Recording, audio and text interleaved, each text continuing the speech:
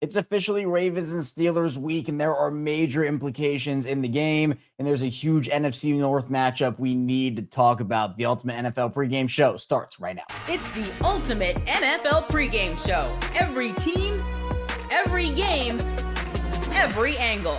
The local experts of the Locked On Podcast Network going head-to-head on every matchup. It's the Ultimate NFL Pregame Show. Unprecedented insight, unrivaled passion, and unsurpassed knowledge. It's the Ultimate NFL Pregame Show. The Locked On Podcast Network.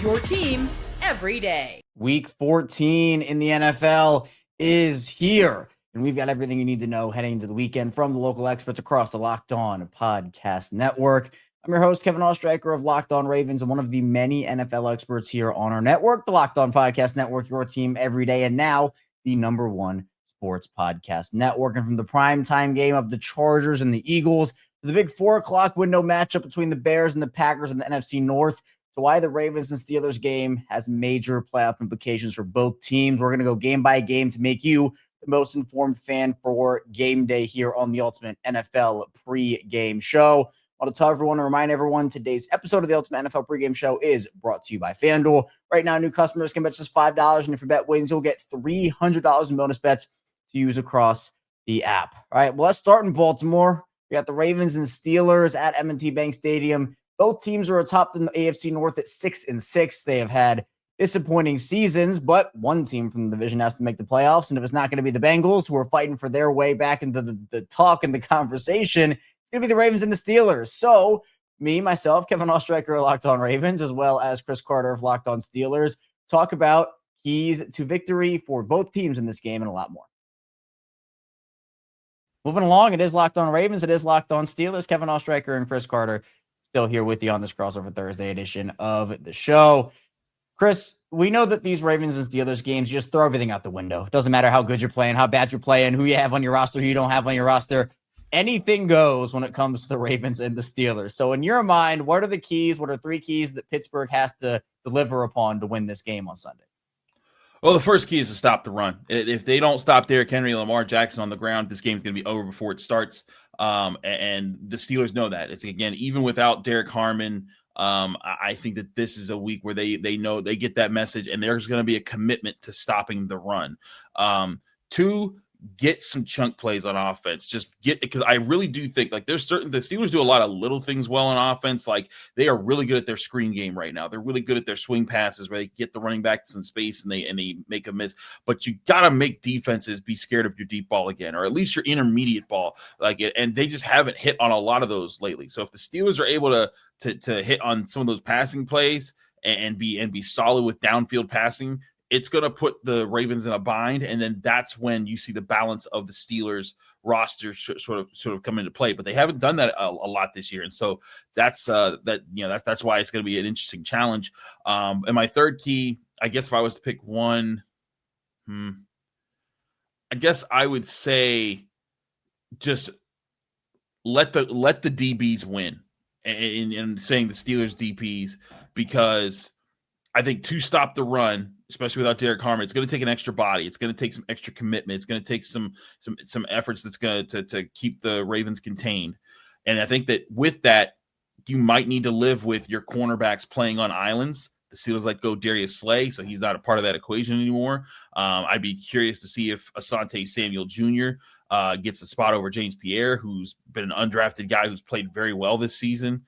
But I do think that there's a chance that they find they find some answers there. But if I was to pick 3 things, it would be stop the run, it would be get some chunk plays on offense, and to trust your DBs to beat the Ravens pass catchers. And if you do those 3 things, I like the frame that they set themselves up with to have a chance.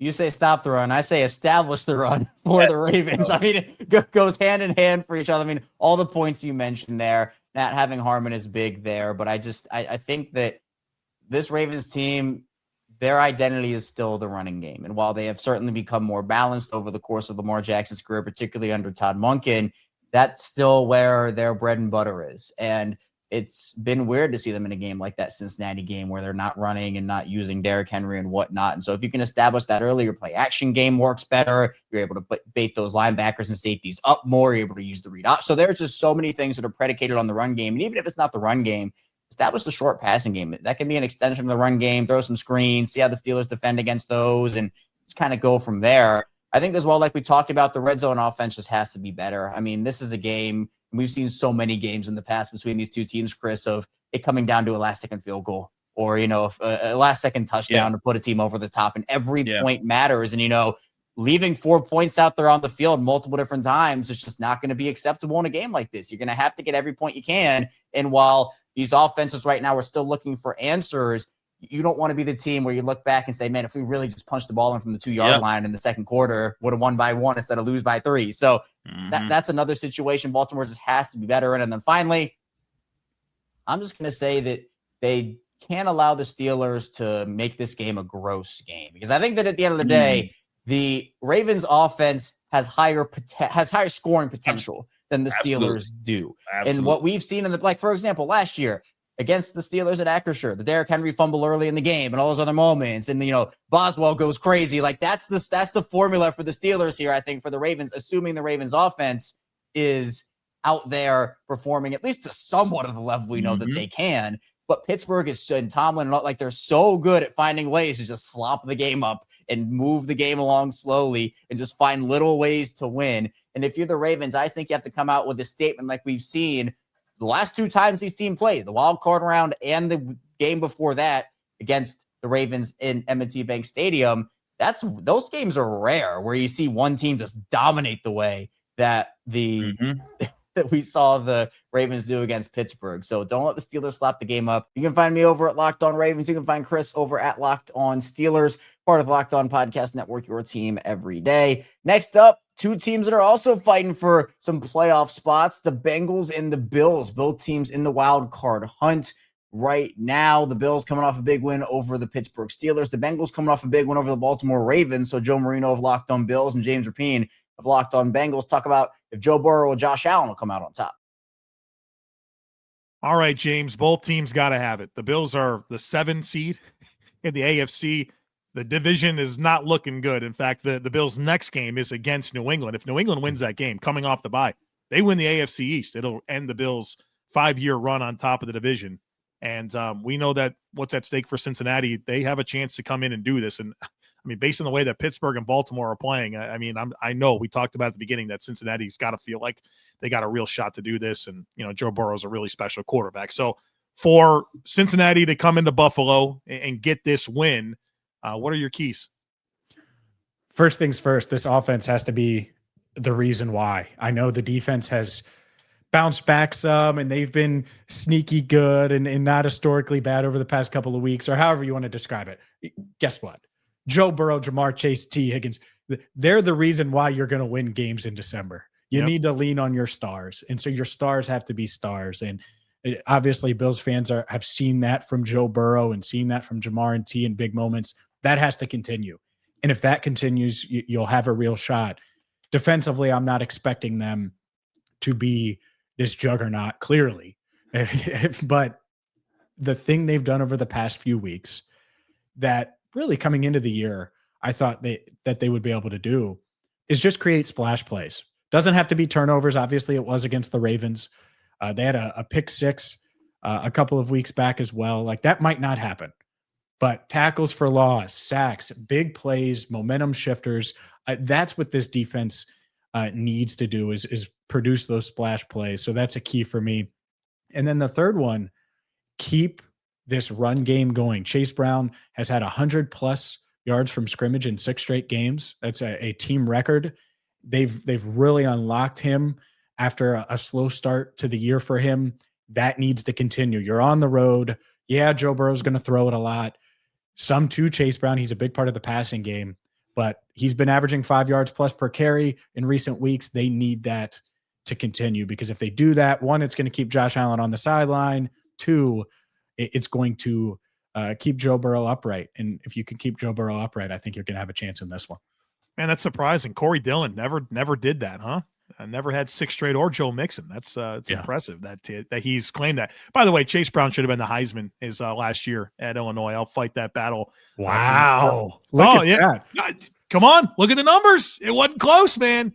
Was it 328 touches or carries? I think it was 328. I might be off on that, but he had a ton of touches.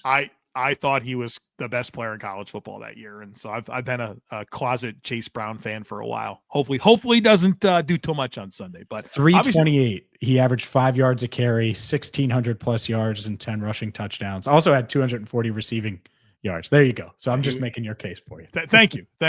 I wasn't prepared to defend that in this conversation, but I have in the past. I think he was clearly the Heisman winner, in my opinion. When I consider this Bills path to victory, number one for me is finishing drives. We're expecting both offenses to move the ball a ton, but if you're not scoring touchdowns, you're leaving a lot of meat on the bone, and you can't leave meat on the bone where we're expecting a lot of points. The Bengals D has given up the most points in the NFL, the most first downs. They're 28th in the red zone. This can't be a week where the Bills offense is not clicking. They can't be flat. They cannot be flat. And you got to finish drives. This is a game where field goals won't cut it. And I think the Bills defense will have their hands full. You're going to look at numbers this week, and the Bills are the number one pass defense in the NFL. Those are volume stats. Nobody should care about them, right? Like part of that is because the Bills can't stop the run, right? That's why they haven't given up much passing yards. Now, their EPA numbers are very good. They're top 5 in pass defense, but I don't think any of that matters in this type of game with that type of quarterback and this type of receiving talent. And so the Bills have got to finish drives. They've got to finish drives, and you cannot be settling for 3 when you got chances to get 6. Number 2 is you got to pound the rock. Yeah, this is a Josh Allen, Joe Burrow game, but James Cook has got to be a huge part of your formula offensively. We say it's a let James Cook. This has to be a let James Cook game. And obviously he had over 30 carries. The Bills ran the ball over 50 times against Pittsburgh. And the Bills have had some of these games where they run the ball a ton, and they do it in different ways. They're very multiple with how they can run the football. Against Pittsburgh, it was duo. Against the Panthers, it was this toss zone play. And so, what is that formula against this Cincinnati team to maximize your rushing output and do it and stick with it? And then number 3 is the biggest challenge that I don't have an answer for is how do you make Joe Burrow uncomfortable? They've only played 2 official games, and the Bengals are 2-0 with Burrow. He went 54 of 80 for 590 yards, 4 touchdowns, 0 interceptions. The stats from the DeMar game don't even factor into that. It didn't look like the Bills had a prayer of slowing him down in that game. And let's be honest, like that playoff game, it was well in hand for a while. It wasn't like Joe Burrow had to go out there and continue, doing what he was doing. Yeah. And so it's as bad as I've ever seen a defense look under Sean McDermott against a quarterback continuously. And we'll see what answers he has. And I don't know where the pass rush comes from, but you got to figure out some type of plan, whether it's your disguise elements, how you cover, whatever you space the field, your simulated pressures, whatever it is, you got to be right about it because Joe Burrow's capable of going in there and throwing for 400 yards and 4 touchdowns. And I don't think anybody be surprised if that happens. The Bills got to find a way to not let that happen. So we're going to come down to these defenses, James. That's what I'm feeling. Which defense can show up and give their offense the best opportunity? Yeah, no, I think it's a great point. And in the simulation part of it, good luck confusing Joe Burrow, but maybe that is the best route because blitzing him is risky. Blitzing him is not something that I would recommend, but you need to get there. You need to get home at some point because if you don't, it's just like Josh, they do it in different ways. Yeah.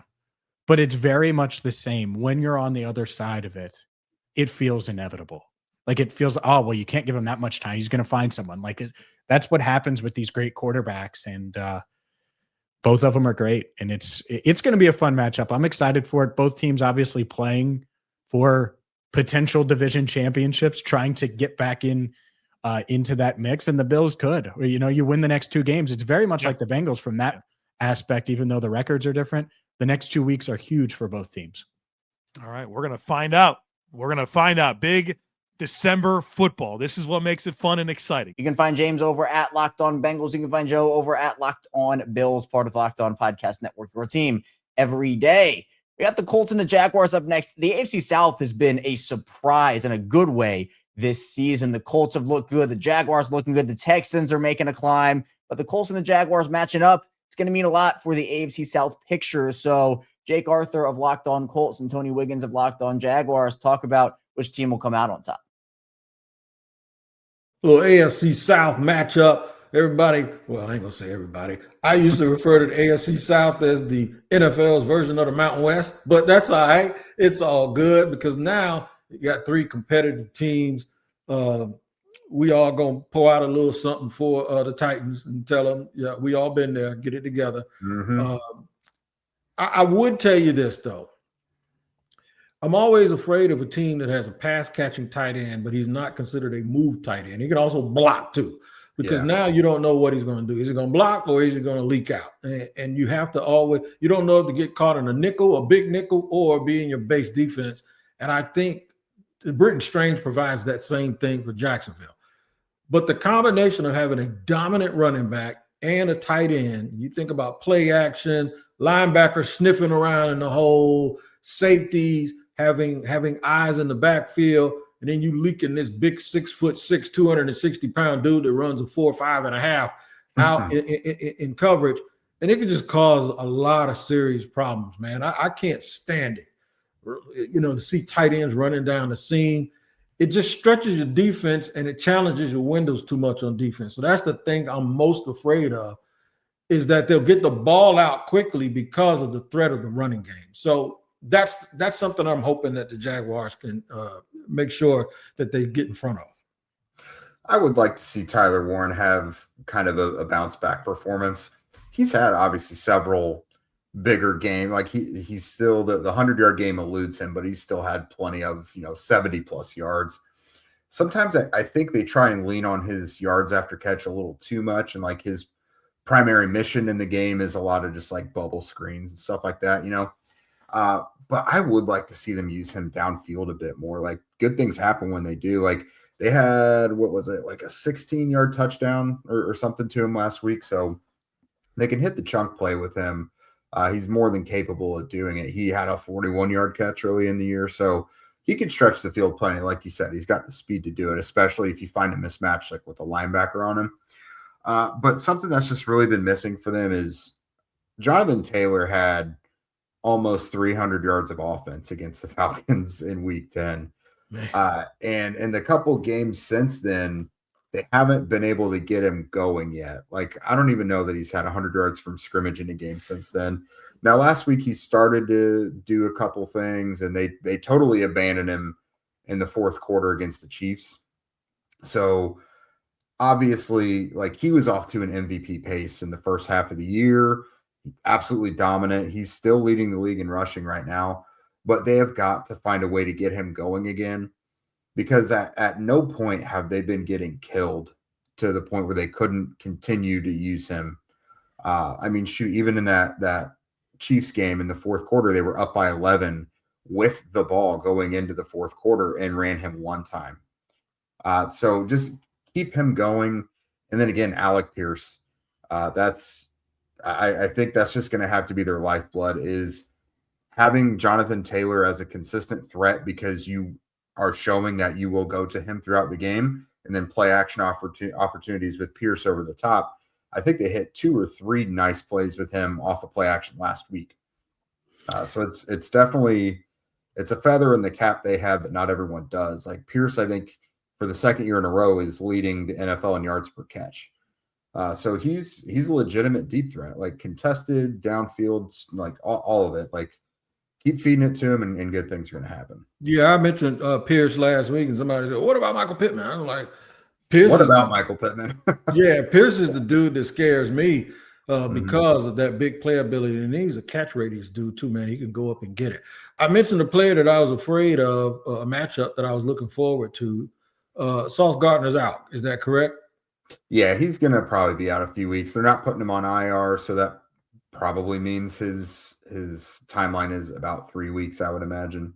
So that means to me the coach traded for him for a reason. One, he's a great player, but two, they wanted him and they needed him to go along with Charvarius Ward. And now that they don't have him, I want the Jaguars to exploit whoever that is. Come out of the huddle break and find whoever that is standing over there where Sauce was going to be, and then try to take advantage of it. But not to the point where you abandon making sure you get first downs and can keep possessions going and stay on the field. I think the more you limit possessions and the more you make this a situation where the coach are like, look, we can't just sit here and get this dude the ball 5-6 times in a row, even if he gets 4 yards a carry, because we're losing. So my thing is, I want them to run out of time before they try to ground and pound with the running back and then be able to dump off to the tight end. And, oh, wow, everyone's paying attention to all of that. Here's Pierce running deep. So situational football is key for me, and one of those keys is making sure that they get ahead and limit possession. So one of the ways they can do that is to run the ball themselves, and the other way they can point out a weakness on the coach and score some points. And I think that's what they're going to do, by the way. They've said, you mentioned that the Colts haven't won here. The Jaguars are not worried about that. They said this team has never beaten the Colts. So they are taking the approach that this is all new money. And that ain't got nothing to do with anything. If the Colts are thinking about it, fine, but the Jaguars aren't. Real quick, tell me how you feel about that, and then I'll tell you what I think is going to happen. It is getting increasingly difficult to pick them in games, but it's the thing. We've seen them go toe-to-toe with the best teams. They beat Denver, and they've held fourth quarter leads against the Rams and the Chiefs. They beat the Chargers pretty handily. Like, they're really on some he's a good kid, he's just on some hard times type stuff right now. You know what I mean? So I do still have faith they can do it, because even in losses, every single game, they're showing you that they're still there. They're just kind of finding new ways to lose. So I have this a really close one, like 23-20 Colts, something around there. That's probably where I'm going to settle at. I can't get to them blowing anyone out anymore until I see them just win one again. But I do still have faith they can do it and break the curse. This has been a year of them breaking curses and streaks. So I'm going to say they win 23-20 and get back on top of the division. All right, that's a good pick. And I'm also proud of you, because sometimes people come on here with me and they buckle and go, I think the Jags going to win. I need you to be coach strong, baby. I need you to stand there. I respect people. Yeah, I respect it, man, when you just stand in the paint for your team. They haven't gotten hammered any point this year. They just keep finding new ways to lose. You know what I mean? They're very frustrating. Yeah, the Jaguars got hammered once, and that was against the Rams, okay? And that was in London, and that was teacher versus student. Other than that, the games have been close. And normally in those close games, there's another level of gritty that comes out of the Jaguars. So by you picking it to be a close game, this is what I've done. I have picked them to win a close game damn near every time this year, because that's just who they are. If it gets ugly and muddy, and I heard it's going to be raining Sunday, the Jaguars going to find a way to win, man. So I got the same score. I tell you what, I got a different score. I got 24-23 Jacksonville. I'll let you keep 23, and I'll go Kobe to you, Michael Jordan. How about that? Honestly, I think I would love it to be gross weather, because then you have to lean on Jonathan Taylor, and you have to get Tyler Warren like really involved in all the like close quarters type stuff. I think I like the Colts trying to fit that sort of mold better than I do them spreading it out and trying to throw it 35 times. You know what I mean? If they do, I think that would make me feel even better. But I mean, the Jaguars, I think they're built to play well in that circumstance too. So a 24-23 game, if it's all rainy and stuff, I like that. I want to see a gross smash mouth game. Yeah, ain't nothing wrong with it. But guess what? Me and you going to do this again soon, because they play twice here at the end of the season. So depending on how this goes, one of us going to be looking crazy the next time we do this show, because one of these teams is going to be in a bad, precarious position. Check out Jake over at Locked On Colts. Check out Tony over at Locked On Jaguars, part of the Locked On Podcast Network, your team every day. Titans and the Browns, that's where we go next, because we have two young quarterbacks looking to establish themselves. Obviously, Cam Ward has been the starter in Tennessee for the year, but Shedeur Sanders, he is continuing to look to build off of his last couple of weeks. So Spencer German of Locked On Browns, as well as Tyler Rowland of Locked On Titans, talk about which young quarterback will get the job done. Final segment here on our crossover episode of Locked On Browns and Locked On Titans. They square off on Sunday, and we've talked through so much already. The Cam Ward versus Shedeur Sanders matchup, how the Titans can try to stop Myles Garrett. But now we look ahead to different ways, different paths, I should say, for each of these teams to win. And Tyler, you alluded to something before our last break there that you think is going to play a pivotal role in the Titans having a chance to win this game. I'll let you roll with that here first. Yeah, it's running the ball because I think, the formula has to be similar for these teams. You got rookie quarterbacks with pass rushes that might be able to get after you and make them uncomfortable. The best way to counteract that is to not put your quarterback in third and long situations, to have third and manageable where you can get the ball out of your hands quick. You don't got to hold it and set yourself up to get hit by one of these defensive linemen. The problem is in that scenario, I think the Browns have a significant advantage here. I mean, the Browns haven't been a great run defense this year. They're bottom 6 in the NFL with only 1,182 yards, but the Titans have been even more anemic than that. The second worst run team in the NFL at 920 yards. The Titans don't even have 1,000 yards rushing as a team at this time in the season. They got the run game going a little bit early in the game against Jacksonville last week. Heavy formations, multiple tight ends, an extra offensive lineman out there, really flattening the line of scrimmage to create double team opportunities to work up to the second level. But then they went away from it. Now,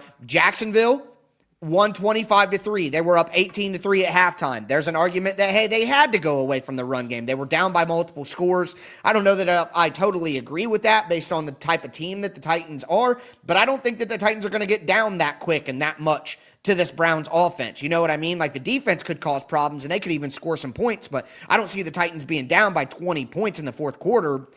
They still could be, but I just don't see that as the game flow. So that could allow the Titans to run the ball more. But then again, the Browns have a top 10 run defense in the NFL, averaging only 101 rushing yards allowed, whereas the Titans have one of the worst run defenses in the entire NFL. The Browns are a better run team. The Titans are a worse run team. The Browns are a better run defense. The Titans are a worse run defense. And if that plays out during the game and just happens to be true to what it is, the Titans are going to be in a bad spot. And that's kind of part of the reason why I do lean Browns in this one. Yeah, it's interesting you bring that up. I feel like every week I am sitting here talking about the importance of the run game for the Browns as well. And there's been some sort of dud weeks in there. Like this past week, they were able to get it going a little bit better. 138 yards rushing against the 49ers. They actually outgained the 49ers in total for that game. And Quinshawn had, I think he was averaging like 4.5 yards per carry. So he found some space to sort of create some things. And I think that's the key thing with Quinshawn is he is like leading the league or one of the top backs in the league in terms of yards after contact. So it's not even that the Browns offense. We talked about the Browns offensive line struggles. They're not doing a great job in in run protection and trying to sort of create lanes for him. But he's just so good that he's able to sort of build off of that. And even when the first guy gets there, he makes a miss and then makes some plays. So if the Titans are giving up some of those chunk plays to him, I think absolutely it's good news for the Browns. I think that allows Shedeur Sanders also to settle in a little bit and play more comfortably at the quarterback position when he has a nice run game he can rely on. So I feel you there. I'll say this too. And this came up a couple weeks ago against the Raiders because there's been 3 games on the schedule this year that I went into and said, okay, as bad as the Browns are, their defense should almost single-handedly win them these games. And it was the Jets game back in Week 10. It was the Raiders game 2 weeks ago. And it's this Titans game here coming up this weekend. And again, my thought process on it was they have the elite unit of both teams. They have an elite defense that is truly championship caliber. They should be able to limit the Titans or the Jets or whoever's offense enough that they win the football game. But I will say this, because I was dead wrong about this with the Browns when they played the Jets. I thought there's no way they lose this game. There's no possible way. The Jets offense can't do anything. And then what was the difference in that game?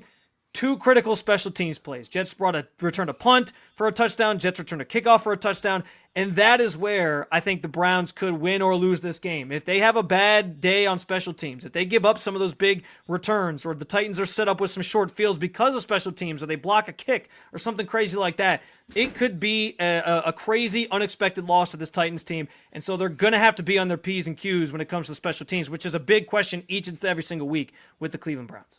Well, that should be a concern for Browns fans because the Tennessee Titans have the leader in all-purpose yards in the NFL right now. Probably going to be the all-pro returner or at least a Pro Bowl returner in the AFC, and it's rookie wide receiver Chim DK out of Florida. 4.3 speed. He's returned 2 punts for touchdowns already this year. Should have 3 if he didn't have a terrible penalty 10 yards behind the play by one of the Titans' young linebackers. Almost had another punt return last week. He was illegally tripped by the Jaguars' crazy punter who's out there telling guys he's going to kill him and stuff like that. That dude, Logan Cook, is a wild man, okay? But he tripped the Titans punt returner, or he would have had another one. Didn't get called for a trip because, you know, as Browns fans know, when you're a fan of a crappy team, they don't get any of the normal calls that every other team would get. Guys can just trip your punt returners, and for some reason, the NFL just apologizes afterwards. Browns fans can empathize with those sorts of things because it seems like it's always us, man. Somehow it's always us. But special teams could be a big advantage for the Titans in that realm because they have a very good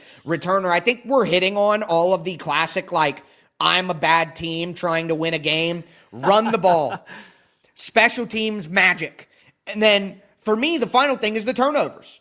And the Browns have been better with turnovers because their defense forces more turnovers. The Browns are middle of the pack in the NFL right now with an even turnover. They've turned over the ball as much as they've taken it away, so they're even at 0. The Titans are 5th worst at -6. So the Titans turn over the ball more than the Browns do, and the Browns defense is going to have more chances at takeovers than the Titans defense will likely have. So that's 3 things: the run game, special teams, and turnovers, where I would say the Titans only have the advantage in one of those things, which is why ultimately, as we get into how we kind of feel about this game, I do lean Browns in this game because they have like you said, they have the one elite unit. The one unit of football that's actually very good in this game is their defense. Yeah. And the Titans don't really have any. So the Titans would need some miracle things to happen, like special teams magic, win the turnover battle, stuff like that for them to win this game on the road. Yeah, and I'm glad you brought up the turnover thing because that was going to be the next thing I pointed to in terms of path to victory. Like, if this Browns defense can cause a few of those, if there's a strip sack from Myles Garrett that gives the offense a short field, I think that really puts the Titans in a bind, a team that doesn't score a lot, same way the Browns don't score a lot. If they build a lead that's just insurmountable, I think the Browns defense will sort of strangle them out from there. But again, there's always in the back of my mind, ever since that Jets game, the possibility that the Titans break something on special teams and that flips the game on its head. And so I'm with you. Like, I am going into this game, and I will give my official prediction on my Friday episode of Locked On Browns. I'm going to pick the Browns to win. But if I get to 4 o'clock on Sunday and the Browns somehow fumbled this one and they lose and special teams were involved or turnovers were involved, I would not be surprised in the slightest, and I will very much be saying that on the postgame show. No, but this game is winnable for both teams. I don't think it's, no one should be too heavy of a favorite. Spread's 1.5 with our friends at FanDuel. Like, they even think it's going to be close. Yes. That seems light to me. I think it should be like -3 for Browns. But I do want to ask you this, Spencer, before we get out of here. Yes. The Titans could have the number 1 overall pick, especially if they lose this game. They are on a fast track there because then they play the Chiefs and the 49ers the next 2 weeks. Give me a break. But anyway, crazy. But the Titans have the toughest schedule in the entire NFL, even though they had the number 1 pick last year. It's just crazy how that worked out for them. All-time bad luck. But Browns fans know all about all-time bad luck. So I know that Browns fans will be like, that would happen to us. Yes, it would. You get the number 1 pick and then get I think the Browns schedule. had one of the toughest schedules. Like, before the season started, they were like 2 or 3 or something like that. So, yeah. So regardless, though, the Browns could be interested in a quarterback. Just your quick thoughts right now on how you think the fan base feels, how you're feeling. Are you interested in a Fernando Mendoza, Dante Moore? Would you be willing to trade up for those guys? And do you think the Browns would give up their 2 first-round picks this year and a first next year to move up for a quarterback? Man, this is a question that would take us to make this like an hour-long podcast. But we're almost at the end of the show here. I'll tell you this. Like, I think my feelings and comps on Fernando Mendoza are that he reminds me a lot of Kirk Cousins. And I think about that, like, if Stefanski is still here, who's the quarterback that he had the most success with? It was when he was an offensive coordinator with the Minnesota Vikings. It's Kirk Cousins. I feel like the fit would be there. I really do like Dante Moore as well and what he's been able to do. I think, and Ty Simpson, I'm curious to see if those guys even stay another year in college, though, because they only have the 1 year starting, and that's oftentimes a red flag for NFL teams. Even though in a down year or a class that might not be like loaded with talent, you might just, beggars can't be choosers, if you will. So like, listen, I think if the Browns do their own evaluation and they come to say we really like Fernando Mendoza, and like I don't think trading up is off the table, especially when you have the 2 first-round picks this year. That's the reason you made that trade with Jacksonville was right. Let's trade back. Let's get another pick, and then you have some flexibility either to lean on if Shedeur Sanders really plays well down the stretch of the season. You can either say, let's use these picks to build up the roster around him. If he just plays okay and you're like, we still think we need a quarterback, well, now you can maybe package those together, move up, and try to get that quarterback that you're hoping for. I don't know. Maybe there's a trade in there that involves sending Kevin Stefanski to the Titans as well, and some picks, and then it maybe works out that way. And we both get what we want. We get a quarterback. You guys get your coach. Yeah, I think that's an interesting way to look at it. I'm gonna work that into some shows this offseason for sure after we see how things play out. But either way, this is an important game for these two teams for draft purposes, no matter what. So can't wait to check it out. No doubt. I'm excited. I'm as excited as you can be about a matchup between two teams with 4 combined wins. But it's going to be a fun one. Tyler can be found over at Locked On Titans. Spencer can be found over at Locked On Browns, part of Locked On Podcast Network, your team every day. Still have a lot of 1 p.m. games to dive into here on the Ultimate NFL Pregame Show, so stay tuned. Plenty coming away on the Ultimate NFL Pregame Show. First, this show is brought to you by FanDuel. NFL Sundays move fast, one big play, and suddenly everything feels different. That's what makes live betting with FanDuel so exciting. You're not just watching the game, you're reacting to it in real time. With FanDuel, you can place bets as the action unfolds, every drive, every momentum swing, every highlight moment. Live betting is best when the game starts to shift. Receiver gets hot, a defense tightens up, or the momentum flips after a turnover. FanDuel lets you jump into the moment with live spreads and money lines adjusting instantly. And for the Ravens and Steelers, that game is going to be huge right now over on FanDuel. The Ravens are 5.5 point home favorites in that AFC North battle. Pittsburgh 5.5 road underdogs. So if you like the Ravens, if you like the Steelers, they have all of that over on FanDuel. So if you want to be right in the middle of the action this season, visit FanDuel.com and place your NFL live bets all season long. FanDuel, the game moves fast, and so can you. Moving right along on the Ultimate NFL Pregame Show, Kevin Oestreicher still here with you, diving into all of Week 14's NFL action. We talked about the first part of the 1 p.m. slate of games. Let's now dive into the second half of those games, as we'll start with the Seahawks and the Falcons. The Seahawks, they look good. Shut out the Minnesota Vikings last week. Meanwhile, the Falcons, well, Michael Penix is on IR. Kirk Cousins is the man at the helm right now for them. So Aaron Freeman of Locked On Falcons and Corbin Smith of Locked On Seahawks talk about keys to victory and so much more. Continue with today's crossover Thursday, talking keys to victory. For me, a big one is going to be the turnover margin. Looking up the numbers, the Seahawks record under Mike Macdonald, when they have a negative turnover margin, meaning that they give the ball away more than they take the ball away, is 3-8. Well, the Falcons record under Raheem Morris, when they have a positive turnover margin, is 9-2. And if you do the reverse on that, right, Seattle is 7-0 when they have a positive turnover margin, and the Falcons are 1-11 when they have a negative one under Raheem Morris. So this, to me, turnovers are going to be a key. If they can heat up Sam Darnold, if they can create some turnovers, that to me is going to be one of the biggest keys to victory for either team going into Sunday. Yeah, the turnovers, it's been interesting because the Seahawks have been one of the worst in the NFL at giving the football up to other teams, and yet they've continued to play winning football for the most part. They had 4 turnovers against the Houston Texans in a game earlier this year, and they still put up 27 points on that vaunted defense. So they've just been, for the most part, able to overcome those issues. Even the Rams game, they had a chance to win in the closing seconds with a field goal, even with Sam Darnold's 4 interceptions. They have been able to stay in games, and the defense has certainly helped by keeping the score within manageable distance in those situations. But I look from a Seahawks perspective this week. You know, it's always easy to point to the turnovers, and that, I think, week in, week out is something teams are trying. You want to win that because of the statistics not being in your favor if you lose the turnover margin. But I look at Atlanta the way they do things. Again, they are not carbon copies of Minnesota. They don't run the same type of blitzes. They're not going to be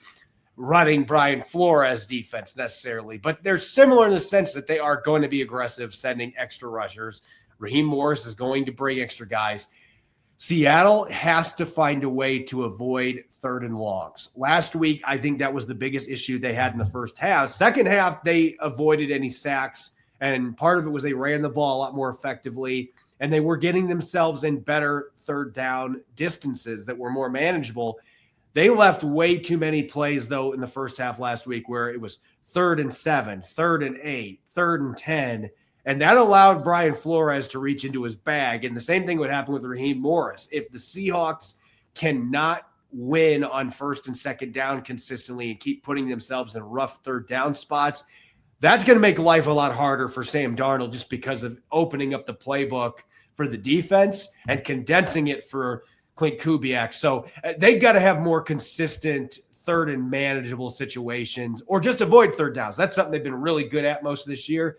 Win on 1st and 2nd down against this Falcons defense. And that's one way you can take away the pass rush for Atlanta as well, is just having those third and manageables where you have the entire playbook at your disposal. I think that's the biggest key for the Seahawks, and the run game is going to be a part of it, of course, but it's more success and efficiency on 1st and 2nd downs. I think that is crucial this game for Seattle's offense.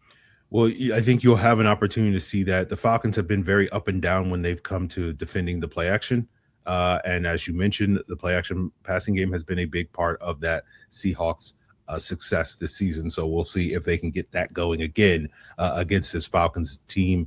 Another key for me, as you mentioned earlier, Corbin, is a fast start. The Falcons really need to put Seattle in a position where they're forced to abandon their run game, where they're potentially forced to abandon their play action passing game because they're down, 2 scores or whatever, and trying to sell the run is maybe not necessarily a winning strategy. And so if they can get off to a fast start, as they did 2 weeks ago when they beat the Saints, the one win that they've had in their last 7 games, and go up early, that I think will give the Falcons their best chance. And then for me, the last key to victory is the Falcons can't afford any mistakes on special teams. Special teams really ruined them against the New York Jets. You go to websites like FTN Fantasy with their DVOA rankings. Seattle has the 2nd ranked special teams unit, and the Falcons have the 30th ranked special teams unit. So basically you need Seattle to have an uncharacteristically bad day on special teams, and the Falcons to have an uncharacteristically good day on special teams in order to enhance the Falcons' chances of win. You pointed out special teams. I was going to say take advantage of your special teams advantages, because Seattle has been number 1 in special teams DVOA for most of this year, and they have slipped to number 2, but they're still playing at a very high level, even with some of the injuries they've had. Now, you get Julian Love, Jaron Reed back this week, and maybe Eric Saubert as well. Eric Saubert's an outstanding special teams player, and that's going to slide guys like Ty Okada back into special teams. And Ty Okada has been an excellent special teamer when they've used in that capacity. So the rich could get richer as kind of that domino effect if they get some of their injured starters back this week. We'll see who ends up suiting up on that front. But Seattle's got to flex their muscles on special teams in this game. And I think defensively, I mentioned it earlier, this is not a disrespect to Kirk Cousins. I think a lot of Kirk Cousins. I've always respected him as a professional, and he's had some games he's absolutely carved up the Seahawks in the past. But at this stage, especially if he's not going to have Drake London, I'm putting the ball in Kirk Cousins' court, and I'm saying, okay, we're taking away your run game, or we're going to limit your run game. We're going to try to do the best we can to bottle up Bijan Robinson and Tyler Algier. I think it is crucial for them to put the ball into Kirk Cousins' court, because with their pass rush, Seattle's been as good with 4-man rushes as anybody in the league. They haven't had to blitz because their front line's been so good all year. Let Leonard Williams and Byron Murphy and DeMarcus Lawrence, what a year he's having. Let those guys feast up front, particularly in the interior where Atlanta's got some question marks with their interior offensive line, the new center as well. Take advantage of that and box in Kirk Cousins, who's never been super mobile, especially at this stage of his career. They got after him last year in that game in Atlanta. I think that's your recipe for big success here. Can you force Kirk Cousins into a few mistakes and get some sacks on him and really bottle up the run game to force Atlanta to have to play drop back ball? Yeah, I think if that happens, Seattle has a chance to make this one a laugher. Not that it's going to happen, but I think that would be the pathway where Seattle can make this one of those snowball games where things really snowball out of control for Atlanta. Yes, and you talk about that. Seattle is currently favored by FanDuel by 7 points on the road. So that kind of tells you where FanDuel at least is thinking how lopsided this game potentially could wind up getting. And I think you're right. If that Seahawks interior pass rush can really get after this Falcons interior O-line, where you have Chris Lindstrom, their right guard, who is by far their best interior guy, he's been battling a foot injury all season long, and it's led to him not playing at the typical elite level that he has been characterized by over the last 5+ years here in Atlanta. And so that is not a recipe for success, given that the other two interior guys, in Ryan Newsel, the center, and Matthew Bergeron, their left guard, are fine, but I don't think they're much of a match for the Leonard Williams and the Byron Murphys of the world in that regard. So I think you have the right of it, where that interior pass rush could really do damage for a quarterback like Kirk Cousins, who is not going to do a lot to extend plays. But Corbin, is there any final thoughts here for this matchup, Week 14 matchup between the Falcons and Seahawks before we duck out of here? Yeah, this is one of the games that I've had circled even before the start of the season. Like I said, I thought Atlanta was going to be a lot better than they have been. There's certainly been injuries that have factored into that, but this is still a game that I'm looking at thinking that it could potentially, I don't use the word trap game with Mike Macdonald coach teams, because it feels like his team's ready to play. He hasn't had issues with letdowns, but it still kind of has that trap game feel a little bit, where if Atlanta can keep it close early, that this is a game that could absolutely boil down to the fourth quarter. Even with the Jets beating the Falcons last week, this has been a very up and down team. So I think Seattle covers, but I think it's going to be close. I just have a feeling that it's not going to be one of those games like we saw against New Orleans or Washington or Arizona, where they just absolutely ran the other team out of the building. I don't expect to see that. I think Atlanta is going to fight them, at least. I think it's going to be a game that feels like it's a lot closer maybe than what some of the prognosticators are expecting it to be. So that'd be great for both teams in the sense you get a great game to watch on Sunday. Hopefully. That's all I'm hoping for at this stage in the season, Corbin. It's just entertain me on Sunday. Don't make me feel like I wasted 3 hours on my Sundays. And we'll see if the Falcons and Seahawks entertain us this coming Sunday. You can find Corbin over at Locked On Seahawks. You can find Aaron over at Locked On Falcons, part of the Locked On Podcast Network, your team every day. Next up, the Commanders and the Vikings. The Commanders just barely lost the Broncos in overtime on Monday Night Football, put up a heck of an effort. Meanwhile, the Vikings looking to bounce back after that shutout at the hands of the Seahawks. So Luke Braun of Locked On Vikings and David Harrison of Locked On Commanders talk about which one of these teams is going to come out on top. David, why don't you kick us off? I mean, we're not doing like score predictions here. I don't think there's any point in that. If you care, at FanDuel, the Commanders are 1.5 favorites on the road. If you're the kind of person that wants to go get involved in that in otherwise meaningless games. But what are you looking for out of the Commanders in this game? What's a goal you would set that you could walk away, win or lose, and say, but we got that, so I'm happy?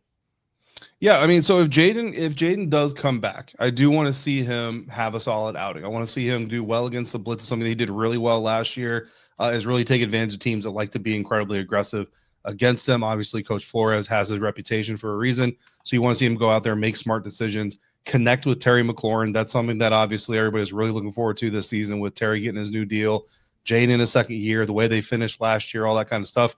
So just kind of give people a glimpse. It's kind of what we got against the Denver Broncos, even though they lost, was a little bit of a glimpse of like, oh, this is what this was supposed to look like all year long if everybody is healthy. So kind of just go out there and show a little bit of that. But at the same time, whether Jaden's on the field or not, there is this just kind of overhanging, Cliff Kingsbury doesn't like to run the ball, right? And Cliff has admitted this as much. He would pass the ball every single snap if he had his choice. With Terry McLaurin coming back last week, it was like, okay, let's see if Cliff gets run happy or gets pass happy, and we just seen a complete abandonment of the run. And there was, about a 60-40 split in pass to run, but it was more so the flow of the game than I think it was Cliff Kingsbury just getting too pass happy. Noah Brown's back now.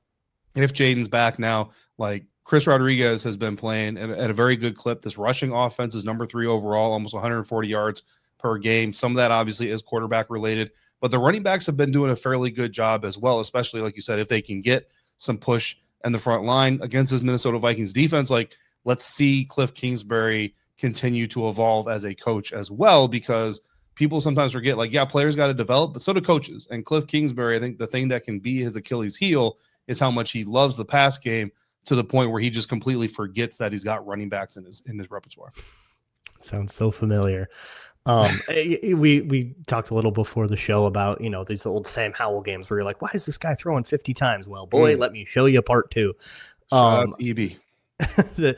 The Vikings, especially on third and short, it's this huge thing among Vikings fans that Kevin O'Connell loves to dial up some like total nonsense on third and short, and that just like doesn't work. And every time they just like line up and run duo, they convert. It's unbelievable. Third and 2 box fades are something that Commanders fans love seeing as well. I will tell you. It's maybe this will come down to that. Maybe this game will come down to someone's third and short who makes the most mistakes. But for me, it's what I talked about before. Like, if they are really going to say, hey, look, McCarthy, forget it with your mechanics, do what's comfortable, right? Let's stop trying to optimize. Let's just do whatever your habits say to do. And it's going to be wrong, and it's probably going to spray a bunch of inaccuracy. And I think if they're just going to accept that, then let's evaluate the game under that premise. And I want to see McCarthy make proper decisions. I want to see him get the ball out when he's supposed to the guy he's supposed to. And I want to see him show a little bit more of that feel and instinct that he was so famous for coming out, that he had this great sixth sense for just move a little bit in the pocket or run around and make an improv play on these 3rd and 9s, because like you said, Michigan loved to run on 1st and 2nd down, and it'd be 3rd and 9, 3rd and 8, and he has to get out of it. I want to see more of that stuff. And then when it comes to the, fundamentals, the mechanics, if he gets into the offseason healthy for once, without a draft to deal with, we can deal with all that then, right? We can do our best work, as much as we can there. But what I want to see is a guy, I don't want to see panic. I want to see somebody making decisions. If we're going to make the focus on decisions, okay. So I am probably going to focus very much on McCarthy's decisions more than the physicality of his play in this game. But I probably talked too much about the quarterback, because like you said with Cliff Kingsbury in the run game, if you're not going to run now, you're not going to run ever. And the Vikings have showed up to games against teams with these well-regarded run games and then committed really hard to it, maybe even too hard, like they did in the Eagles game. They overcommitted to the run, and Jalen Hurts put up a 158.3 on them. That's impressive. We're setting all kinds of interesting records, giving up stuff we haven't given up in a long time. First shutout in 18 years. I'm still not over it. Never will be. Yeah. But they,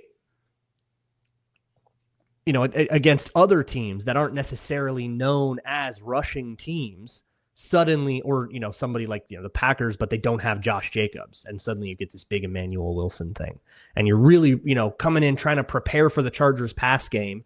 And then Kamani Vidal pops off 120 on you.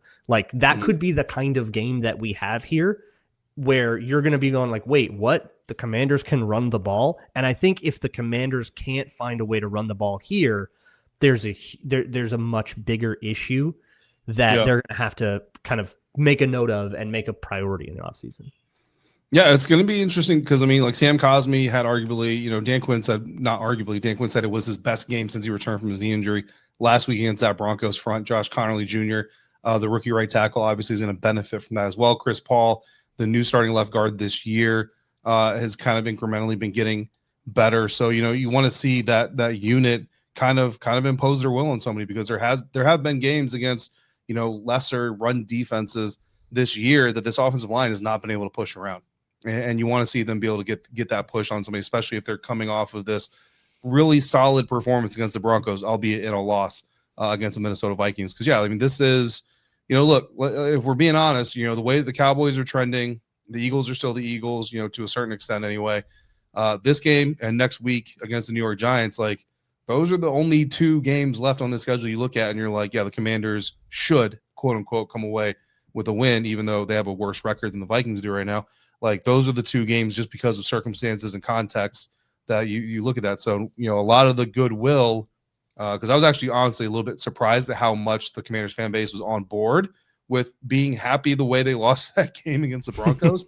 And I give Commanders fans a lot of credit for it, to be honest with you, but a lot of that goodwill is going to go away if you make JJ McCarthy look like, okay, this is, if they come out of this game and that's the Kevin O'Connell coaching quarterback that you expect to see. The Commanders fans are going to be very upset. can't survive that. If it's like, Commanders are oh, gonna be there he very is, the guy Jim Harbaugh's coming out with quotes. Right. Oh, that's the kid I knew at Michigan. Yeah, you can't have that. You can't be the team he does that to. But like, I might just walk home if that happens. I'm not going to catch my flight. I'll just walk. I don't deserve it. I don't just covering the team. I don't deserve to fly home if that happens. I'll just walk. if it would help, the best game McCarthy had this year was on the road in Detroit. So like, I don't know if it's necessarily a strength of competition thing, but I do see this Commanders defense as like, man, you got to figure out how to move the ball against these guys. I've seen what other teams have been able to do against these guys. If these guys are hooting and hollering and waving goodbye to the fans at the end of this one, like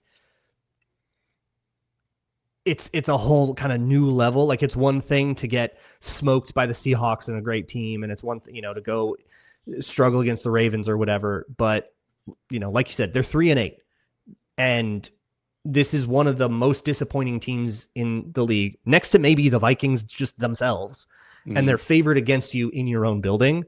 You gotta hope. And the last thing I guess I'll leave you with is the vibes in Minnesota are really lethargic. And that's what you get on a 4-game losing streak, and the season has slipped away, and everybody's like, well, there goes another year of my prime, right? Yeah. But it's like depressed, and there's not a lot of fire at all. So there's been a couple of games in the both of the last 2 games, honestly. The first time the Vikings really got punched in the mouth by a bad play. They muff a punt and it turns into a touchdown for the Packers to go up 17-6. And then the Vikings just cut the engines. Everybody just looked like they quit. And then after that Ernest Jones pick 6 catastrophe last week, which happened in the second quarter, everybody looked like they quit.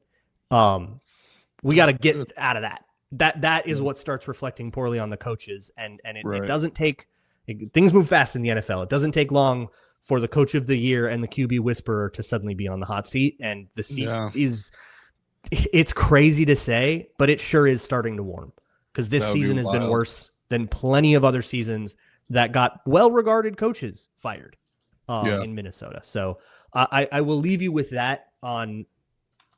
If the Commanders can get one big nasty turnover, one that just feels real bad to the Vikings, it could avalanche on them, and it has in the past.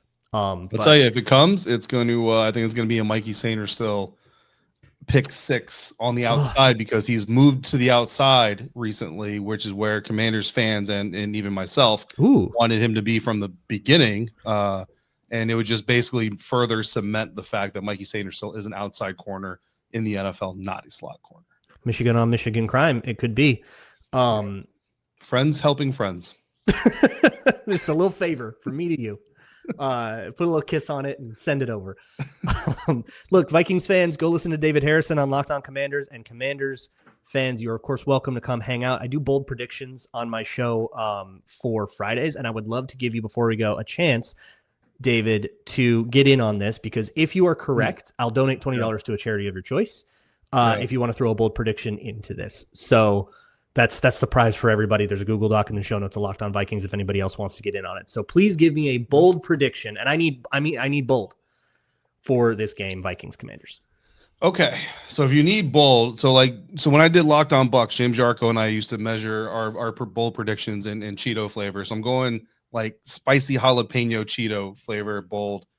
I'm gonna go Frankie Louvu, 3 sacks and an interception. Love it. Frankie Louvu, 3 sacks and an interception. If it happens, I donate $20 to a charity of your choice. Luke is over at Locked On Vikings. David is over at Locked On Commanders, part of the Locked On Podcast Network, your team every day. NFC South battle, Saints and the Bucks. Bucks and the Saints in that division right now. I mean, obviously 2 different directions. The Saints, they're just looking for any glimpse of the future. Meanwhile, the Bucks, they're looking to keep in that playoff contention. So you have James Yarko of Locked On Bucks and Ross Jackson of Locked On Saints talking about key matchups and a lot more. Wrapping things up here on a crossover Thursday. And Ross, you already mentioned it. The Saints aren't exactly looking for wins. They're not tanking, but they're not, they're not in the hunt. They're not in the playoff race anymore. So it's more about the future than it is the present. All that said, a win in Ray J would probably put smiles on a lot of faces. So what do these Saints need to do in order to win this game? Yeah, I think they have to force. I think it's two things for me. You got to force uncharacteristic play from the Bucs. They did a pretty good job of that in the Week 8 meeting. They just weren't able to take advantage of that. You mentioned that Bucs offense and Baker Mayfield struggled, maybe in a game where they shouldn't have. But the Saints helped to force that and create that environment and create that situation where that happened. And so you need to do that again, right? Baker Mayfield, up to a certain point this year, was a clear MVP candidate, and then has kind of hit this midseason slump. And look, all the injuries around him certainly factored in that. He had an injury himself that factored into that. And so what he's capable of, though, is really the most important thing to me. It's not that, he hit, I don't want to say a slump, but he had a downturn at some point during the season.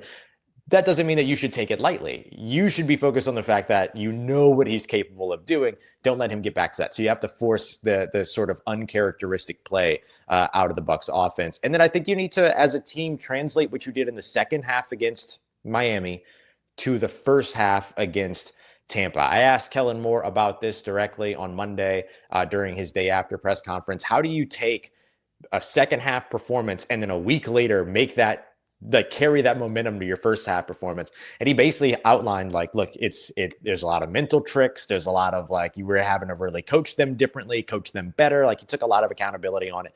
And so I'll be very curious to see if they're able to achieve that, because I don't know how you do that. I don't understand how you consistently go from starting slow. This is a team that has 19 first quarter points all season, worst in the NFL in that metric. They've never scored more than 7 points in a quarter, and they only did that once. And so how do you take that trend of a season and then all of a sudden turn that on its face in week 14? I'm not super convinced you can do it, but if the Saints are going to get a win, that is what they'll have to do. And if they did do that, that would be a big time shout out to a fantastic coaching job well done here towards the end of the season, which would be another good sign for New Orleans. Yeah, I mean, it's all about building for the future, right? So if you can start to get that, going towards the end, you're going to know, okay, this is the recipe. This is the way that we can handle these things, so that next year we know how to get, these guys to start fast and to continue to push. So yeah, the Bucs, for the most part this season, they've allowed teams to start off really fast, which has led to some problems throughout the year. For Tampa, in order to win this one, first on offense, you can't have the self-inflicted wounds. That's really what has hurt you more often than not. It's been the drops by, Ibuka and Tez and Shep, but the most glaring, obviously, is Ibuka. This was a guy that was the far and away front runner for Offensive Rookie of the Year, and he has just cratered.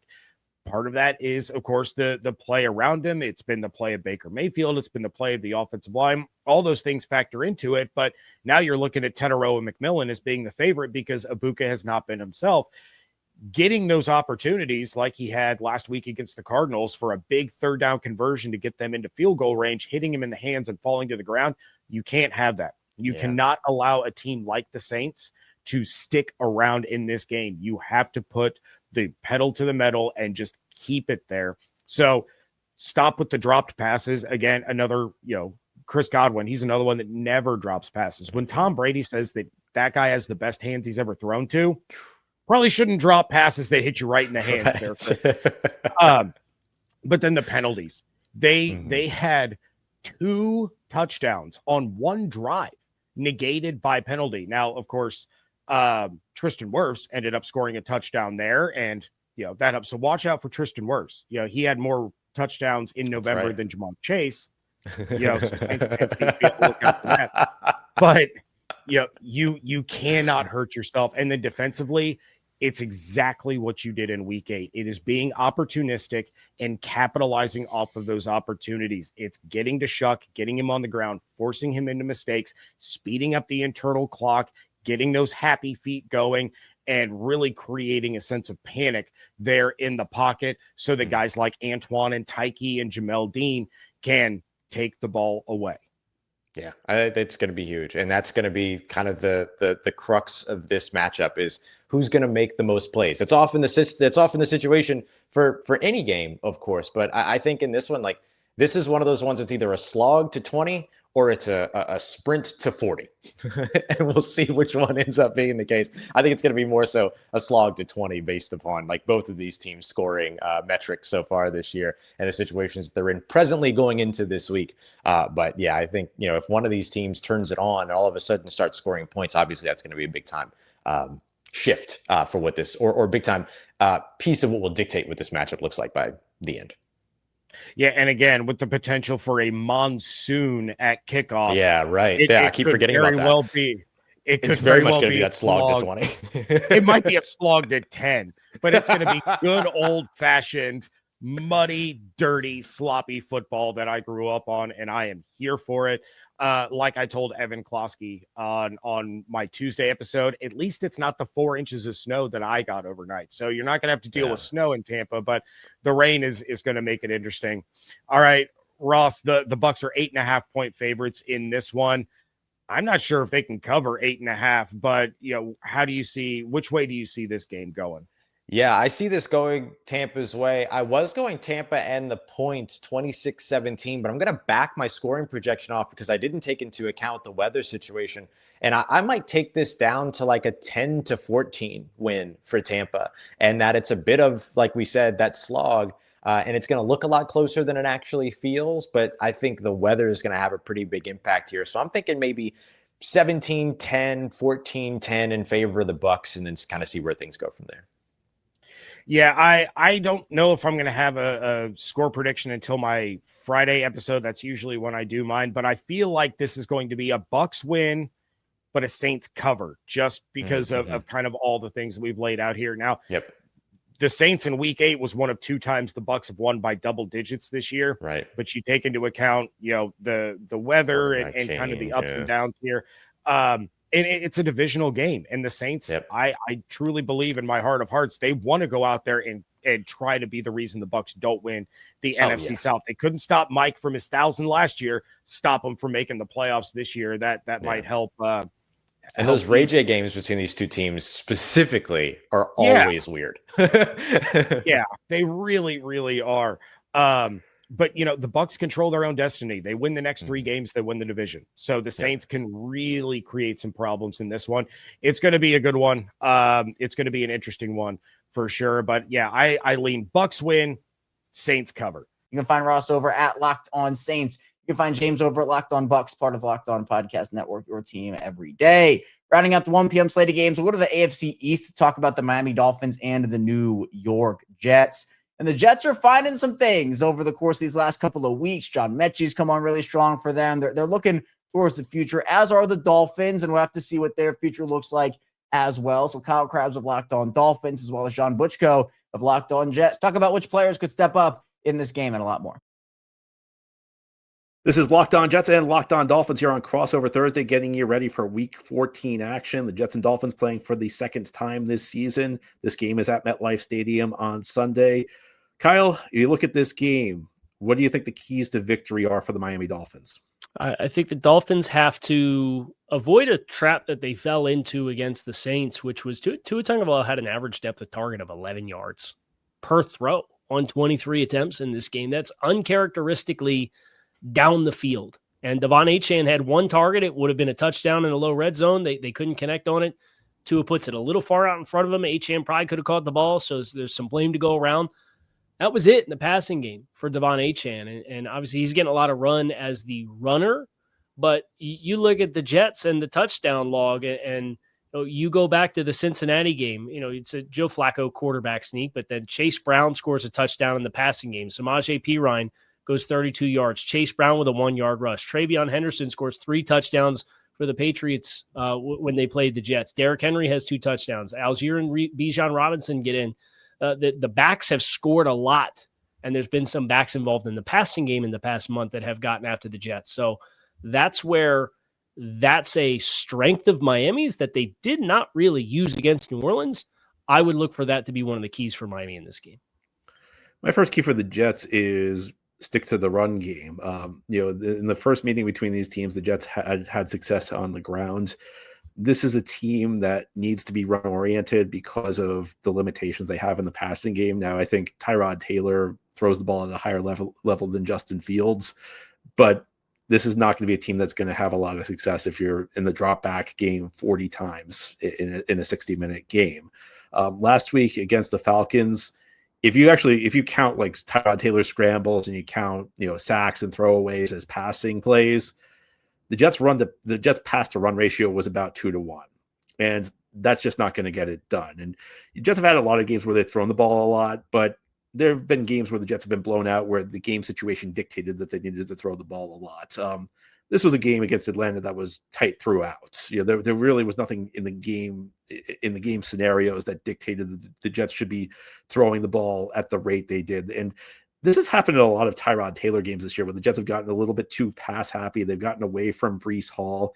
And I think one of the things the Jets need to understand is that, even with the run games not producing big results early, you have to stick with it. This was the case in the Jets' first win of the season against the Cincinnati Bengals, where they were not prolific running the ball in the first half, but eventually they wore the Bengals defense down.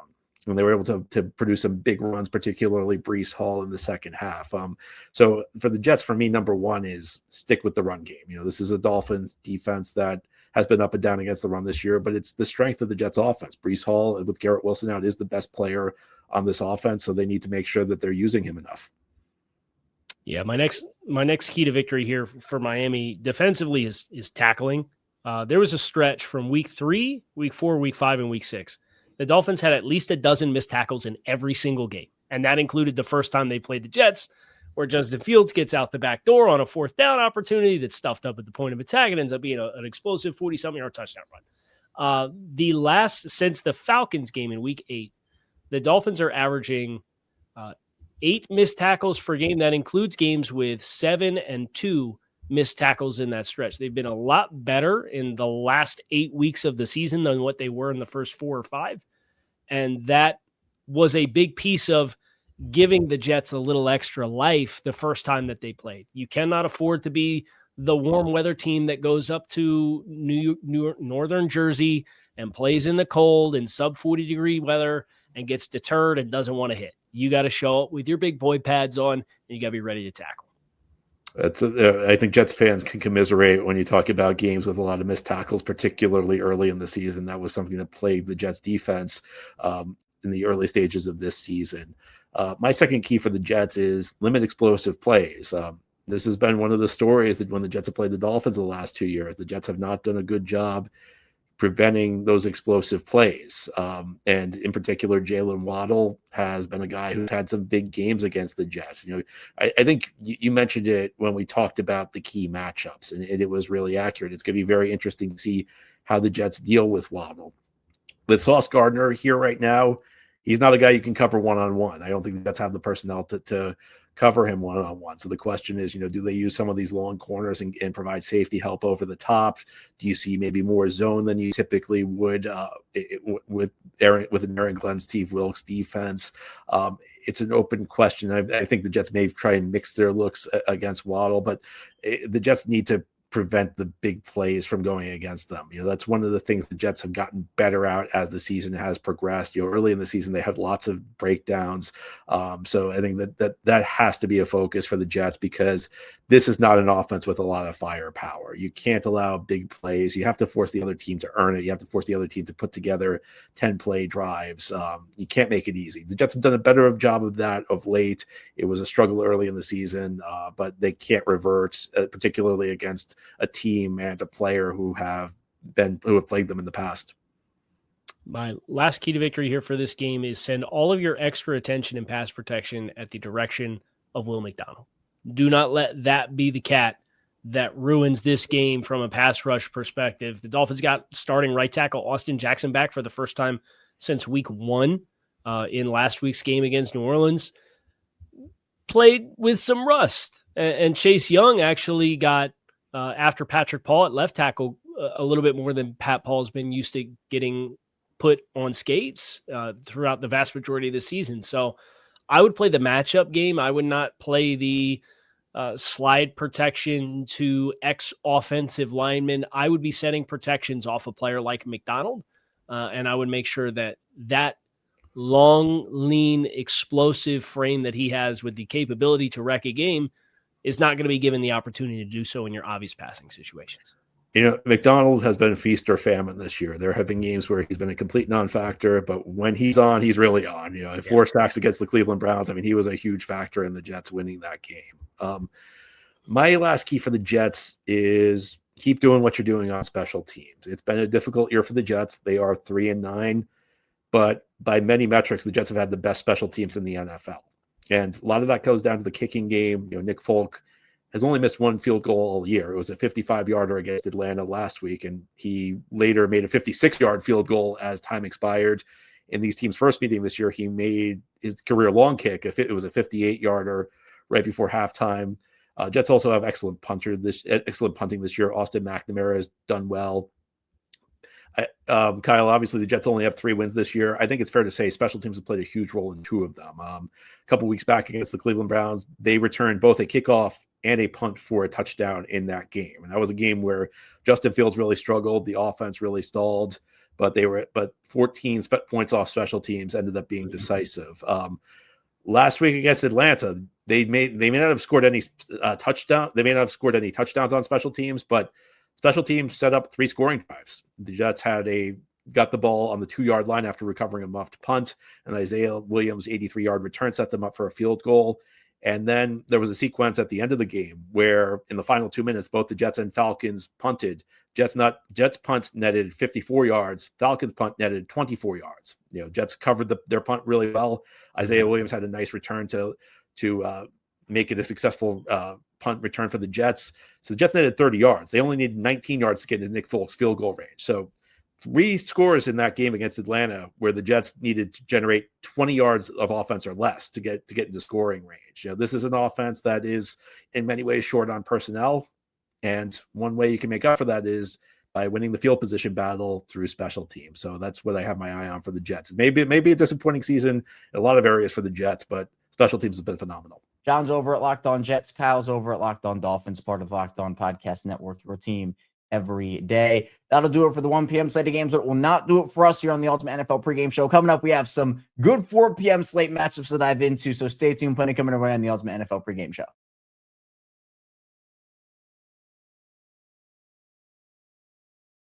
Continuing on the Ultimate NFL Pregame Show, Kevin Ostreicher still here with you, diving into everything Week 14 has to offer in the NFL. We dove into the 1 p.m. slate of games, some great matchups there. We're going to move over now to the 4 p.m. slate of games. We'll start off with a huge NFC North battle between the Chicago Bears, the NFC North and NFC leading Chicago Bears versus the Green Bay Packers. And these are 2 teams obviously in playoff contention. The Bears firmly in it. The Packers are as well. So this game means a lot. Lauren Cox of Locked On Bears and Peter Bukowski of Locked On Packers talk about Caleb Williams and Jordan Love and which team will come out on top. Crossover Thursday, Locked On Packers, Locked On Bears, part of the Locked On Podcast Network, the #1 sports podcast network that Lauren and I have been a part of for a very long time. We've been doing this for a long time, man. Like this is, I think this is like our, yes. So this is what, our 13th or 14th one of these? That sounds about right. Something like that. 2017 or so. Yeah. I vividly remember doing the 2019 one, that crossover. I had a lot fewer grays back then. Yeah, well, but that makes 2 of us. And I had 2 fewer children back then, so also a good demarcator of time. Yeah. But this is going to be so much fun. Let's just remember the rivalry is fun. There's going to be vitriol, and that's okay too. But I don't know if you caught it. There was a little shot from Matt LaFleur this week at Ben Johnson. He said something to the effect of, I should have gotten the quote, but he said something to the effect of basically Ben Johnson's a really good coach. Just ask him. That's not exactly what he said, but that was the sentiment. Yeah. And this comes after Ben Johnson took a shot at Matt LaFleur in the opening press conference, even though they're not really friends. It's not really a thing. And so look, if there's going to be some bad blood here with the coaches, if there's going to be a chilly handshake, if this is going to be a Mike Zimmer, Mike McCarthy, let's go. I'm for it. I'm ready. See, I'm really curious how real that is and how tongue-in-cheek it is, because I think when Ben Johnson said it the first time, he was trying to be cute. He was trying to score points. Yeah, but I think there's also sort of a smile and a nod of an understanding that there's a mutual respect there of I like beating Matt LaFleur twice a year because he's a good coach, and it means a lot to be able to beat a quality coach. I think there's like an undertone of like, are you being a little overly charitable here? Well, I don't know. The way he smiles, he was trying to score some cheap points with the fan base, and he did it. That's fine. I'm fine with that. I'm fine. I just told you I'm fine with it. I think both coaches realize, hey, that's a really smart offensive coach on the side, and I want to be better than him. And so absolutely score points with the fan base along the way, but also like I think they do legitimately have a lot of respect for each other in the job they do and know that, hey, this is going to be a real battle on Sunday.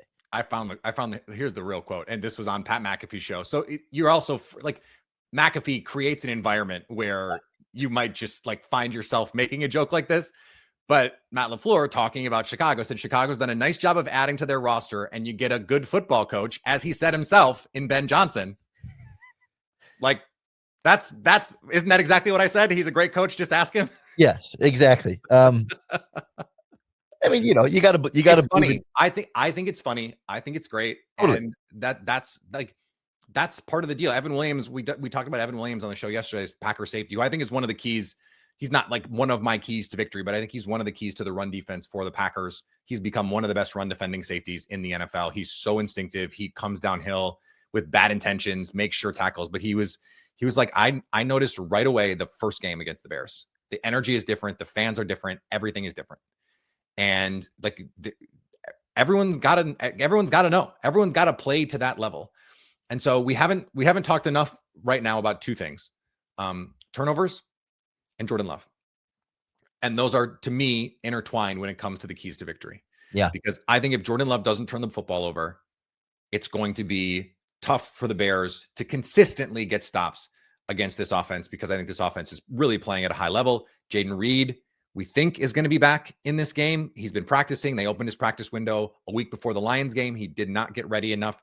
But with the extra time, my expectation is Jaden Reed is going to play. Matt LaFleur was talking like Jaden Reed is going to play.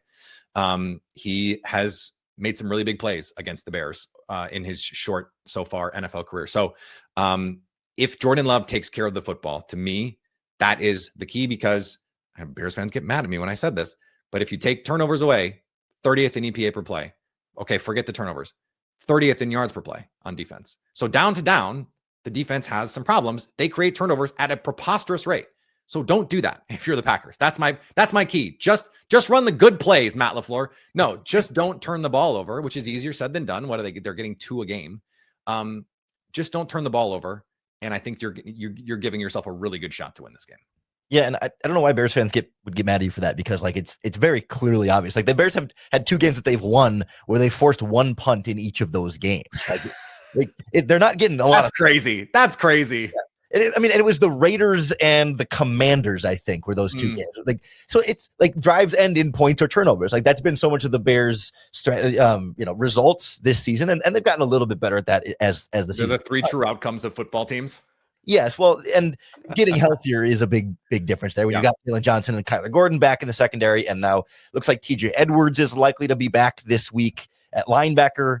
So they feel like they've got some, they've got, as this is as healthy as they've been in about a month or so, and coming at the right time here. But from a key to victory standpoint, like that's something I'm really looking at, is like how Matt LaFleur attacks specifically the middle of the field for the Bears, whether Edwards is back or not. Like we haven't really seen teams, take a tight end vertically up the seam and really challenge them that way. Like AJ Brown last week had 4 or 5 of those deep dig routes behind linebackers in front of the safeties, and that's how he got 100 yards and a couple of touchdowns in that game. Yep. Now he also had an interception on a jump ball that was thrown to him. So like there's some give and take there, and the Bears get the turnovers to make up for it. But there's some real weaknesses in this Bears defense. And on the other side of that, like their pass rush is non-existent. With a 4-man rush, they cannot generate pressure whatsoever. All their pressure comes on blitzes. Dennis Allen dialed it up more against Jalen Hurts than we've seen all season, but like they kind of just dabble in it. But when they did a 4-man rush on Hurts, he was almost perfect. In terms of like completion percentage and throwing accurate balls. Jalen Hurts also the most blitz quarterback in the NFL this season, because it's just not something he's great at. They've had really bad plans for it. I pulled the numbers for you. 31st in pressure rate, the Bears are 30th in non-blitz pressure rate, and 29th in pass rush win rate. That's just not good enough. Like that's part of the thing, is like when Jordan Love has had his issues with turnovers, it's been because teams have been able to win without blitzing. He's the number 1 quarterback in the NFL this year against the blitz. He's also the number 1 quarterback in the league this year from a clean pocket. So like that puts you in a bad spot if you can't rush the passer, right? Like, so what do?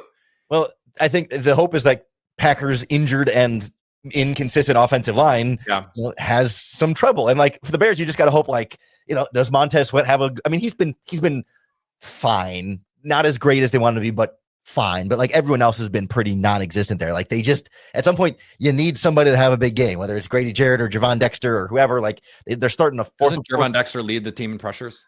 I believe so, but there are a lot of like late pressures and cleanup stuff. Like it has not been a consistent, like, here's the guy on the interior that you really got to double team and watch out for. Like and a lot of it comes on like blitzing plays too, where somebody else gets picked up so he gets one-on-one and he can come free. Do expect to see slot cornerbacks coming. That's kind of the main thing they like to do. And they go to the dime package and you got CJ Gardner-Johnson and Kyler Gordon out there and they can kind of line up all over the place. Like I think they'll have a few tricks up their sleeve, but it's a matter of like, can those couple of pressure plays generate that turnover, or just like it's about like timing and efficiency when you do get the pressure, because the volume is not going to be there. Yeah, it's that part of the cat and mouse game is going to be fascinating. How does Dennis Allen prepare for that? And Matt LaFleur has had some really, really good game plans over the years against Dennis Allen defenses. And so that's something that I think often of what he did, I believe it was 2019 against Dennis Allen in New Orleans, no Devontae Adams, and the Packers score 30 points because they're dialing up, quarters beaters with Alan Lazard, for crying out loud. Like if they can do with Alan Lazard, Christian Watson and Romeo Doubs and Dontavian Wicks should be able to find some opportunities down the field, but you have to protect. And so that's the thing here. I liked the Packers more, honestly, before I found out it's going to be colder than a witch's tit on Sunday. And so like that honestly, that makes me a little bit more nervous from Green Bay side, because I think that adds to volatility. Oh, all of a sudden, Mercedes Lewis in a playoff game is getting the ball punched out when Mercedes Lewis would never have the ball punched out in a regular season game. And so that to me makes me a little bit more like, okay, this is going to be a closer game than I thought before Thanksgiving. I'll be candid with your audience. I think I've told my audience this before Thanksgiving games. So before I saw the Packers play great and the Bears play great, I said, I think the Packers are going to win both these games by double digits. I don't think that anymore. And the weather is a reason why. So I like the Packers. I picked this score multiple times this season, but when the Packers win, do you know how many points they score? 27, almost always, all season. That's been the magic number. I think they've scored 27 in wins like 6 of the 8 times they've won. It might even be more. And so I got 27-21 in this game, but I think it's going to be a close back and forth kind of game. And ultimately we come away feeling about the same about both of these teams as we do right now. Yeah, I think generally they probably split these 2 games over the next 3 weeks. And I would lean, the home team probably going to win those 2 games. I mean, just the general. We got Saturday night football in Chicago coming in 2 weeks. And speaking of being cold, it's going to be freezing effing cold in that game. Yeah. So I certainly feel like the Bears cover 6.5 points on FanDuel right now, but I always just have this feeling like the Bears are going to lose more games this season, right? They're not going to go undefeated the rest of the way. If there's a game they're going to lose and all of a sudden play worse at it, Green Bay is usually when that happens. There's just some kind of NFC North magic where things go poorly against Green Bay and Green Bay plays some of their best football against Chicago. And like, I'm kind of, but the problem is I predicted the Bears to lose like 3 times in the last 4 weeks and have been wrong all 3 times. So like, but the Packers pick them to win this week. Come on, have some gumption. Yeah, I mean, the Packers is like this like the last hurdle of like, I believe this team is good, but I got to see them beat Green Bay before I really trust that they're going to be able to beat Green Bay. So I lean Packers, but I think it's going to be really close and come down to the final 2 minutes here. And I bet it's going to be a case where like Jordan Love has the ball last, and that's why Green Bay wins. Like Caleb drives and ties it late, but then there's too much time left for Jordan Love. And then it sounds great. Sounds like great drama. Yeah. I think it's going to be great drama. I think it's going to be a very I don't think either one of these teams is going to blow the other one out. I don't believe that. I mean, anything can happen, right? Peter's over at Locked On Packers. Lauren's over at Locked On Bears. Part of the Locked On Podcast Network, your team every day. The Rams and the Cardinals is an NFC West battle. Obviously, 2 teams in different states right now. The Rams look like one of the NFL's best teams. Meanwhile, the Cardinals are rocking through life with Jacoby Brissett. So Travis Rogers of Locked On Rams and Alex Clancy of Locked On Cardinals talk about if the Rams will win this one or the Cardinals will pull off the upset. Travis Rogers, Locked On Rams. He and Dougie do a great job over there. Alex Clancy, Locked On Cardinals. Subscribe to our respective podcasts, man, on YouTube. Yes. It's a #1 sports podcast platform on the planet, and probably other planets, I would think. Inhabited and uninhabited ones. Turnover battle. The funny part about this Travis, is when the Cardinals played Jacksonville 2 weeks ago, they took the ball away 4 times and still lost. Didn't give up 1 turnover, still lost. Bad teams find a way to lose games. I say on my show, the Cardinals have spoke 40 different versions of Cockney English this year, and it's all losing. It doesn't matter. It's the same language. It sounds and looks different, but it's the same language, and it's the same result. What the Cardinals have done for the most part with Jacoby Brissett is they've been good with the football, and they've taken the ball away to opposing teams. They turned the ball over twice last week, but still it results in losses. This is something that's thwarting my brain from any sort of rational thought. You turn over Trevor Lawrence, 3 interceptions and a fumble, and you still lose by a field goal. And one of those was a pick 6. That's the world in which we're living here in Phoenix. And unfortunately, a lot of what we see on game day is good, but the bad just far outweighs it, even if it's only for spot moments in the game, especially down the stretch. So for me, key to victory is turnover first. Talk about the turnovers with the Rams. Yeah, the Matthew Stafford had thrown 28 consecutive touchdown passes without an interception, and then he threw 2 in 3 plays.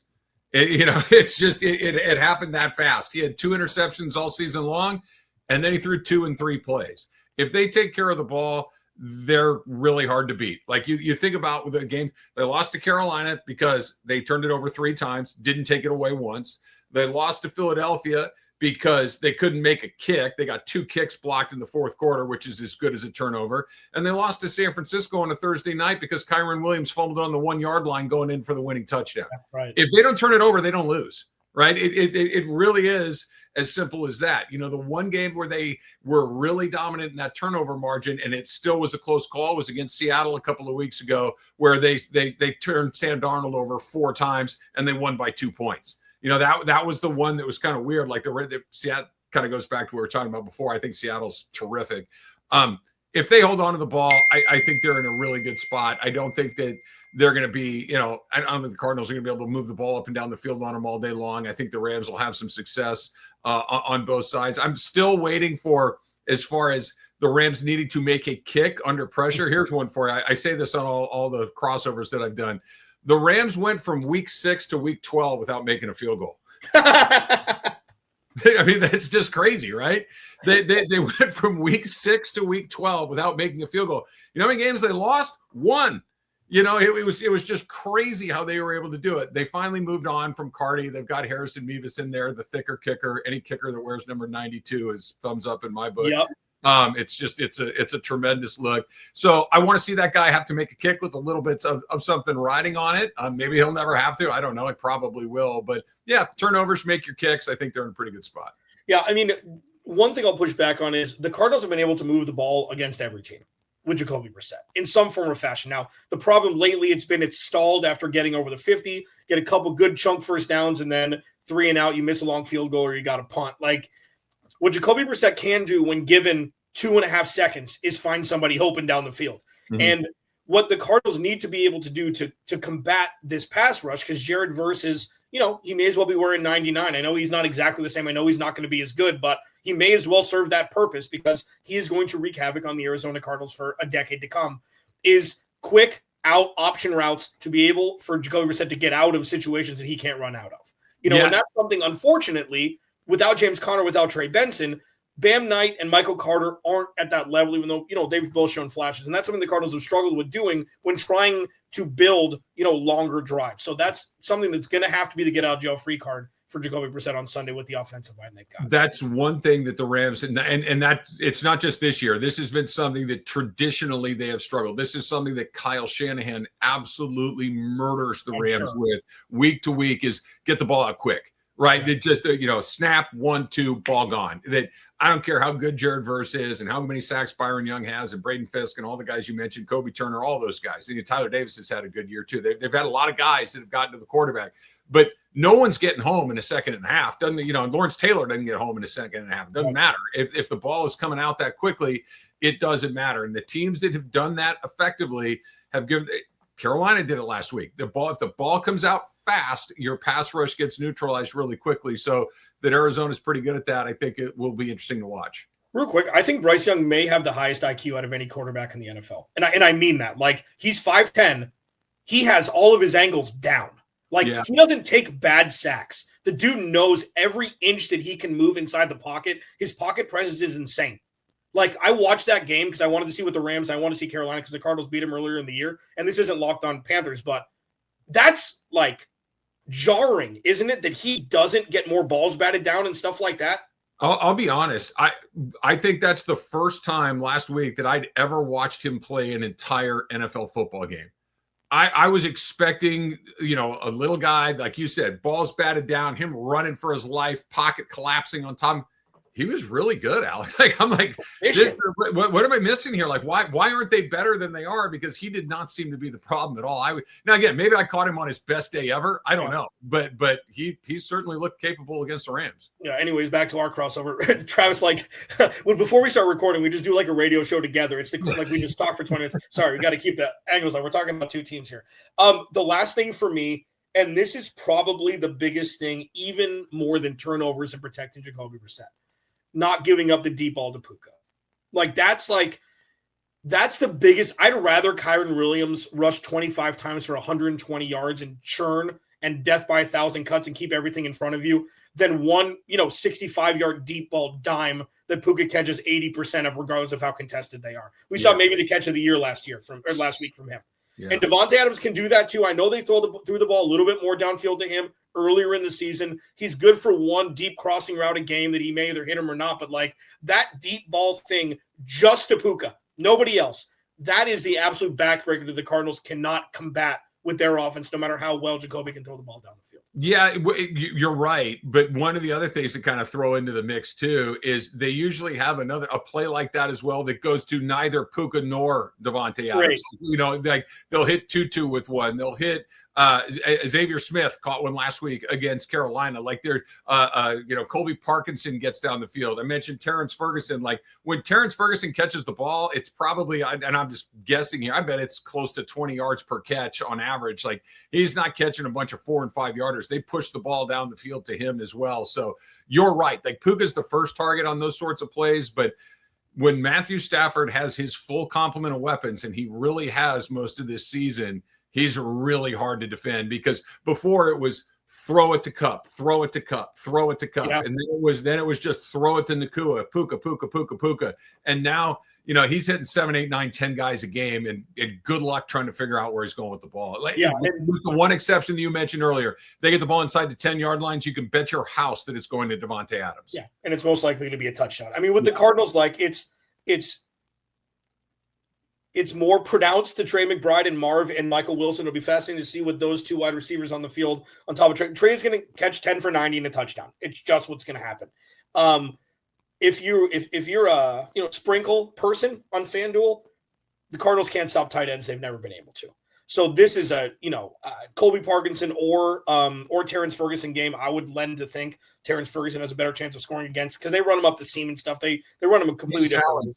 He doesn't catch a ton of passes, but when he does, it's a lot of them are in the end zone. Yeah, so it'd be fascinating to see, man. Like Cardinals are probably going to lose this game, but what the Cardinals have done all year outside of the post-bye game against Seattle and the 49ers is they're in every game. Like this is not a team that's a pushover. This is not a dysfunctional organizational team this year. Between the lines, yeah, they haven't been great. Outside, all the noise is gone. The culture is rock solid. And the problem is that doesn't win football games. So if the Cardinals lose by 3 scores, I'll be like, okay, there's not as good of a team. There's some injuries, things like that. If it's close, if it's a 10-point game going into the fourth quarter, nobody's going to be shocked here.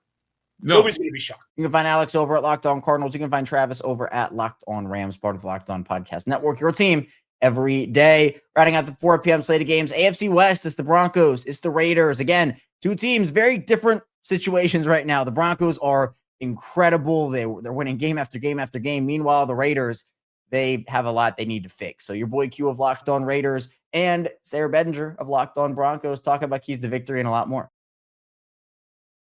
And here we go. We're back. We're wrapping up today's crossover edition. Locked On Broncos, Locked On Raiders, Week 14. Sarah, I remember when it was like Week 1, right? I remember when it was like, man, this has been such a long offseason. It's time for the regular season. And now we're talking about the postseason. We're talking about Week 14. We're talking about the offseason, talking about the draft. And in our point of view over here with the Locked On Raiders, we're talking about the draft already. And That's unfortunate. But again, it's week 14.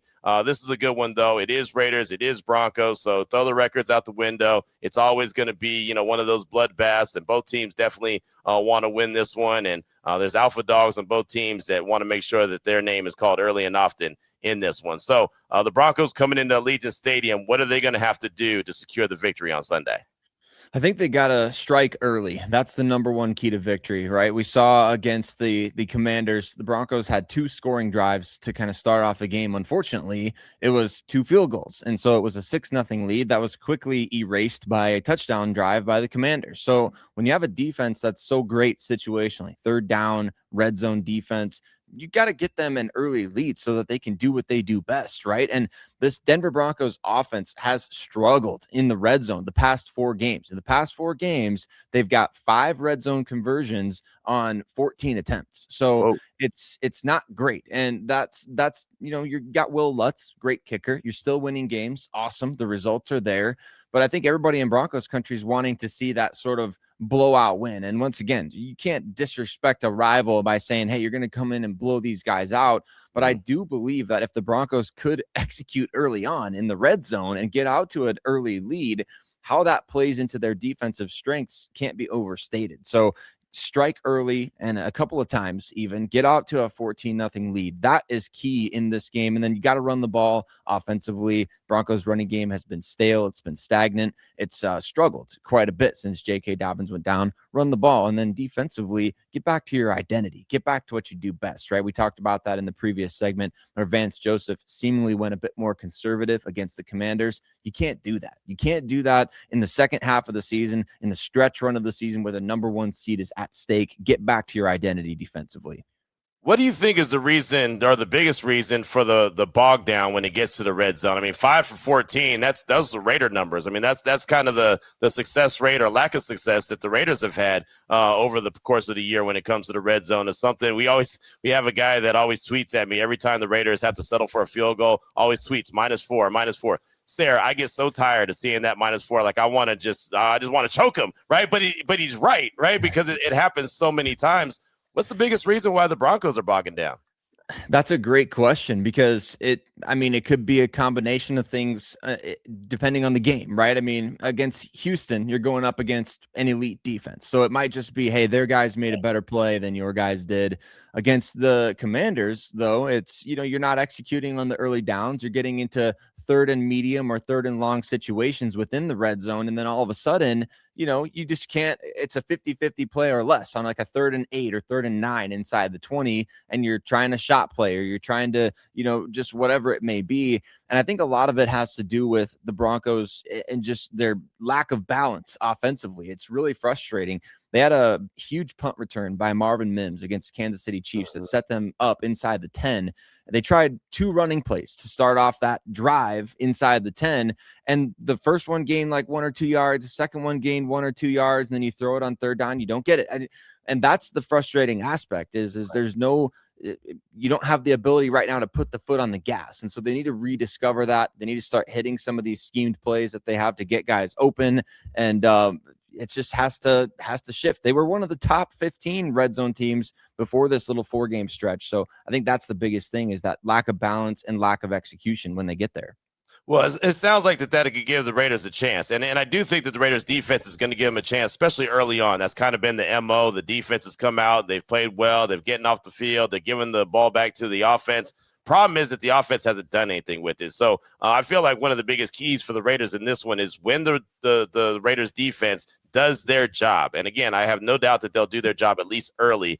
The Raiders offense has got to capitalize, right? And they've got to be able to sustain some drives and give the Raiders defense a little bit of time to actually catch their breath and sit down and get a drink of Gatorade and just it's got to be more balanced. I mean, the Raiders defense was on the field for 35 minutes last week. Right. I mean, and that's just not gonna work. Right. Their offense was on the field for 24 minutes. It's just that can't happen. So when the defense gives you an opportunity, whether they're getting 3 and outs or they're getting off the field pretty quickly, or I don't know, heaven forbid they create a turnover because they've been able to do that as well. Come away with the interception, cause a fumble, and come up with it. And they're getting the ball back, but the offense is doing nothing with it. The Raiders' offense last week had 2 really good drives. They both resulted in Brock Bowers touchdowns, and that was it. Right. Those are the only 2 drives. They they don't consistently do something with their offense. They've got to get the ground game going. You mentioned that Denver hasn't done a good job of stopping the run as of late. This is a game that, Ashton Genty, I'm sure he's going to want to continue to try to get things cooking his rookie year. And Greg Olsen, the new play caller, I believe, is going to try to feed him early and often. But the problem is, when it doesn't work and all of a sudden they get down, then they have to go away from it. So they have been, I will say this, they have been using him more in the passing game as well, catching even some screen passes out of the backfield or just some dump offs, like some check downs. And in space, Ashton Genty is a great back, right? He's a really good player in space. He makes things happen. He makes guys miss, picks up tough yards. And it's funny, some of the plays that he makes and he gets in space, at Boise State, that's a touchdown, right? In the NFL, it's like an 8-yard gain. So yeah. it's a different ball game in the National Football League, but he's just got to get more touches. So, I mean, for the Raiders, you got to capitalize when the defense gives you opportunities. You can't turn the ball over, Gino. He just can't do that. The offensive line is going to have to open up some run holes for Ashton to get going, and they're going to have to protect him as well. So it sounds like very basic football, but when you're a 2-10 team, it is very basic football that you got to get back to doing and seeing if this team and this head coach can really guide this team, not only the rest of this year, but into the future. Yeah, and I continue to be interested to see how the Broncos evolve as a defense with Dre Greenlaw out there. You mentioned the impact that Ashton Genty can make on a game. I mean, Dre Greenlaw on the opposite side of that, you expect him to be that enforcer in the middle. And he had a forced fumble in the last game against the Raiders. He had an interception against the Commanders. So we're feeling his impact very quickly, but I think there's just levels to the evolution that could come from that as the season rolls along. So I'm interested to see, as you mentioned, Ashton Genty, getting him going on the Broncos side of things there. It's Dre Greenlaw and continuing to see, hey, how much more can we ask of him and how much more of an impact can he make as we get into this stretch run? Yeah, man. I mean, for the Raiders, again, it's Ashton Genty and Brock Bowers, right? And obviously Brock Bowers is a no-brainer. Ashton Genty, he's trying to work his way into being that no-brainer. And so, again, we'll see how it all plays out. It's game number 2 for Greg Olsen, calling the plays with the silver and black. So I want to continue to see if that evolves. His offense continues to, evolve a little bit and look different than what Chip Kelly was calling just some handful of weeks ago when the Raiders played the Denver Broncos the first time. Q's over at Locked On Raiders, Sayers over at Locked On Broncos, part of Locked On Podcast Network, your team every day. Rounding out the week will be the 2 primetime battles that we have on our hands, and they're good ones with a lot of implications either which way. We got a lot coming your way here on the Ultimate NFL Pregame Show.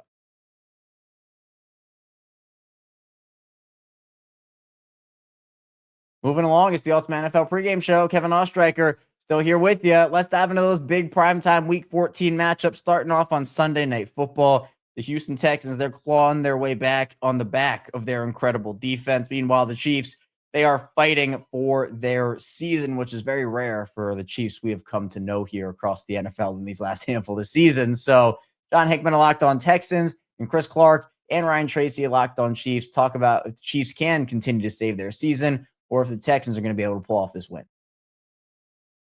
So one of the things you talked about, John, before we went to break was the fact that Patrick Mahomes has struggled in 3rd and 7 to 3rd and 10 and long all season this year, which isn't great for most quarterbacks. So I understand it. But the thing I wonder is when you look at how this is going to play out, is one of the things that the Texans can do is maybe give, some run stopping looks on first down, trying to force Kansas City to throw the ball on first down to try to get them in a position where it could be a 3rd and long situation. Is that kind of where you're thinking that they could go on defense? And what do you see as your keys to victory for the Texans? So you are asking me in terms of the looks, could Houston try to force KC to approach each down differently? I'm looking at it from the perspective of, do you stack the box trying to force Kansas City to throw?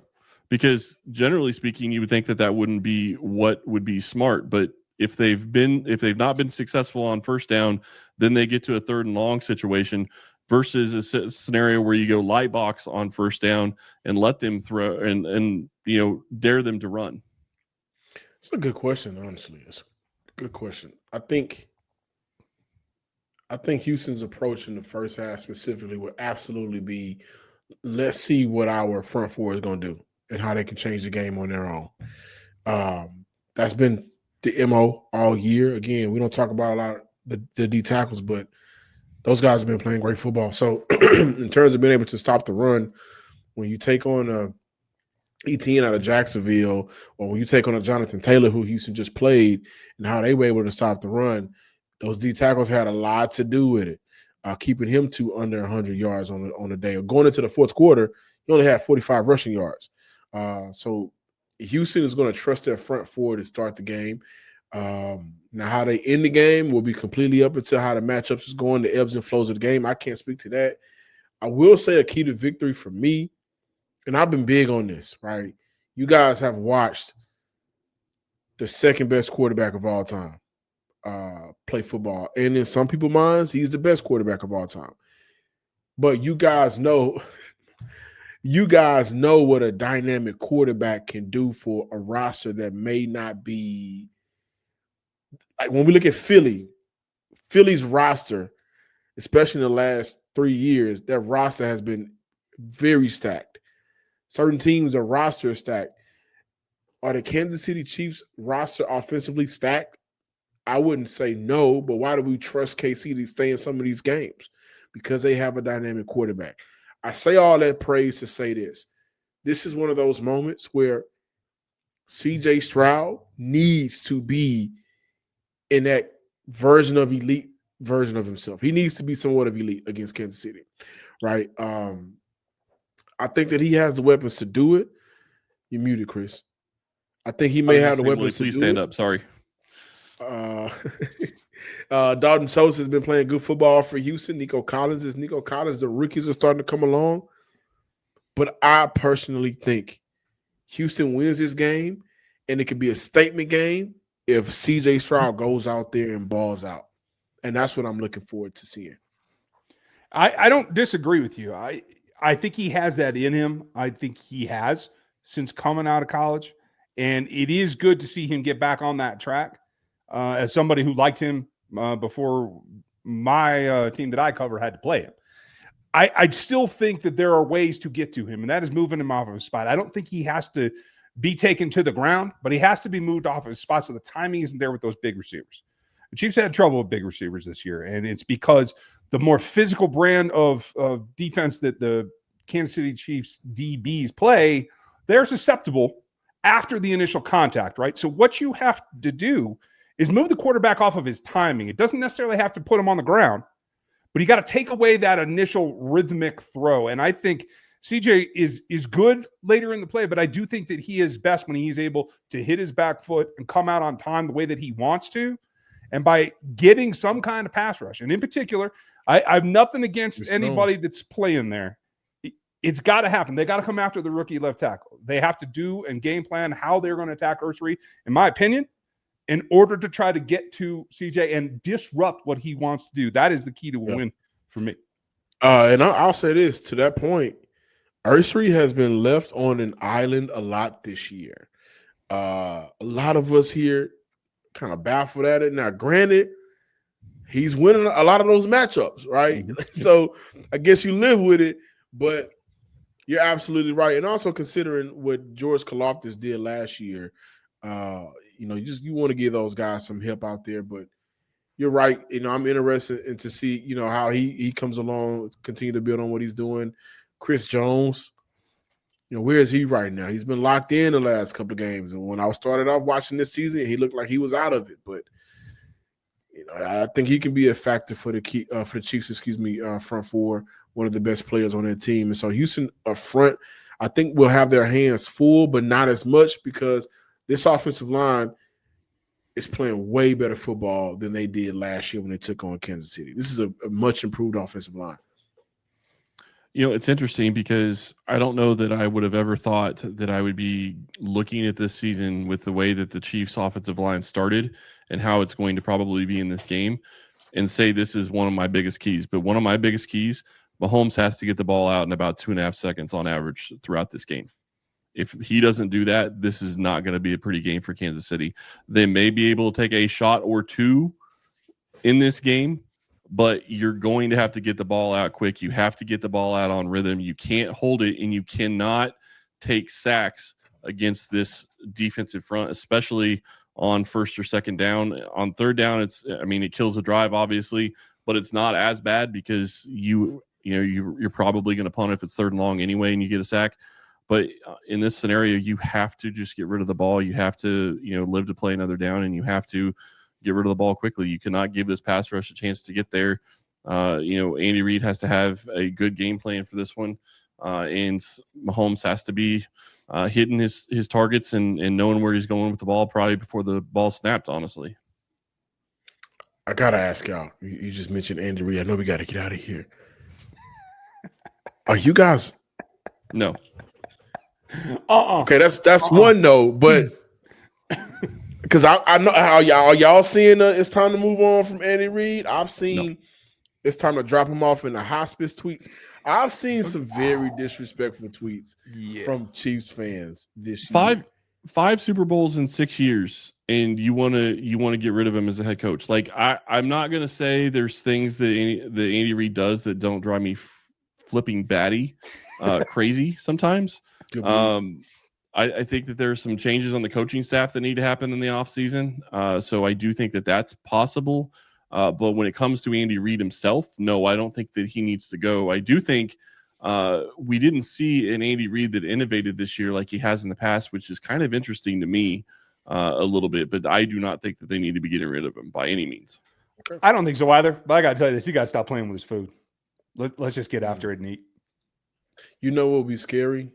By some stretch of imagination, y'all ended up with Jeremiah Love. Easy now. I think that would be scary. Lastly, Xavier Worthy, that's my guy, UT. What's going on with him, man? He has all the speed in the world, but it don't seem to translate to consistent moments for you guys. What's going on? Got injured 3rd play of the year. Never been the same since. He's been battling. He's a tough kid, but he is not 100% by any means. Well, and I will say this, like, it's not just Worthy, and I'm not making excuses, but Worthy's not healthy. I don't think Rashee Rice is healthy. Like, he's playing, but I don't think he's 100%. I think he'll be 100% after next, or in going into 2026, but he's not 100% right now. And Worthy, he's been battling an ankle injury, but the other issue that you have is, like, him and Mahomes just have never had the connection. Like, the deep connection has never been there for those two, and until they actually get that figured out, that's going to be a problem. But the other part with him is he can do a lot on the field as a wide receiver. He's not just speed like a lot of people want to think he is, but the shoulder injury is definitely going to hurt his availability and the different things that they're going to ask him to do, just because they don't want to put him at risk for a worse injury at this point. Okay. I'll tell you all about Xavier. I expect him to have surgery in the offseason from that shoulder that happened 3rd play of the year. So it kind of casts a shade on his whole year, to tell you the truth, but he's a bad Really hope, like you said, I really hope you can battle through it, bounce back. Maybe not necessarily for Sunday. If you just come on now. Oh, come on. He needs to be ready for Sunday night and good to go and have 200 yards. There you go. That'd be good. The ramifications of this game for the entire nation will boil down to this. Whoever wins has bragging rights over who has the best barbecue. Kansas City or Texas. I'm out. John's over at Locked On Texans. Chris and Ryan are over at Locked On Chiefs, part of the Locked On Podcast Network, your team every day. Monday night football, the Philadelphia Eagles and the Los Angeles Chargers. Two very intriguing teams. Obviously, Justin Herbert dealing with the hand injury right now, and the Eagles trying to find any semblance of offense after 2 losses that have been pretty disappointing for them. So Louis DiBiase of Locked On Eagles and David Drogemeyer of Locked On Chargers talk about which team will come out with a really important win. All right. Seems like every time I do this crossover, the keys to victory sound very, very similar, but this is a very simple but very complicated game. So a lot of the times it does come down to executing on those fundamentals. But for this game in particular, 2 very, very similar teams defensively, and both these teams offensively have some weapons they definitely want to try to utilize in this game. So for the Eagles, we'll go ahead and continue with the trend of starting with you guys. Yeah. What do you think is the most important key to victory for the Eagles in this game? I think, and I talked about wanting to be more explosive, more efficient on offense earlier in the game, right? But I think late in the game, the reason they lost against Dallas and against Chicago, they didn't move the football all game long, but untimely turnovers have killed this team. Without that, they might be looking at a win against both teams, despite how inconsistent they were. They've been winning games like that all year because in the fourth quarter, this offense, at least when they've been terrible in 3 quarters, they're clutch and they are turnover free in 1-score games late. And then the Dallas Cowboys game comes, right? Saquon Barkley fumbles the ball back to the Cowboys when they're driving down the field. A punt return, fumble, gives the Cowboys the ball back in their own territory. Then this past game, Jalen Hurts uncharacteristically throws an interception late in the game and has a fumble on the tush push. I want them to play again more aggressive and not scared to turn the ball over early, but later on in games, like you cannot turn the ball over in the fourth quarter. And that's normally something that's kind of been their superpower. Like, yes, even when the offense is terrible, in the end, they make the play to win the game, not the play to make the mistake, not the play to lose the game, except for these last 2 matchups. And that's, to me, the main reason they're 8-4 instead of 10-2. Yeah, it's all about having your best when your best is required in the fourth quarter, right? Normally that's what Jalen Hurts does best, man. So that was uncharacteristic for sure. Yeah, I think for the Chargers, especially given the health situation of Justin Herbert, it's very important for them to start fast. The Chargers have scored on the first drive in 6 of their 8 wins this season. If they score more points, if they score more points on their first possession, they substantially increase their chances of winning the football game. Playing from behind is not a recipe for anybody, especially not a offense that doesn't run the ball or pass the ball consistently from the jump. So starting fast for the Chargers, getting points on the board, getting those good vibes flowing from the very beginning is essential for the Chargers if they want to win this football game. Where are you going to go next with your keys to victory here for the Eagles?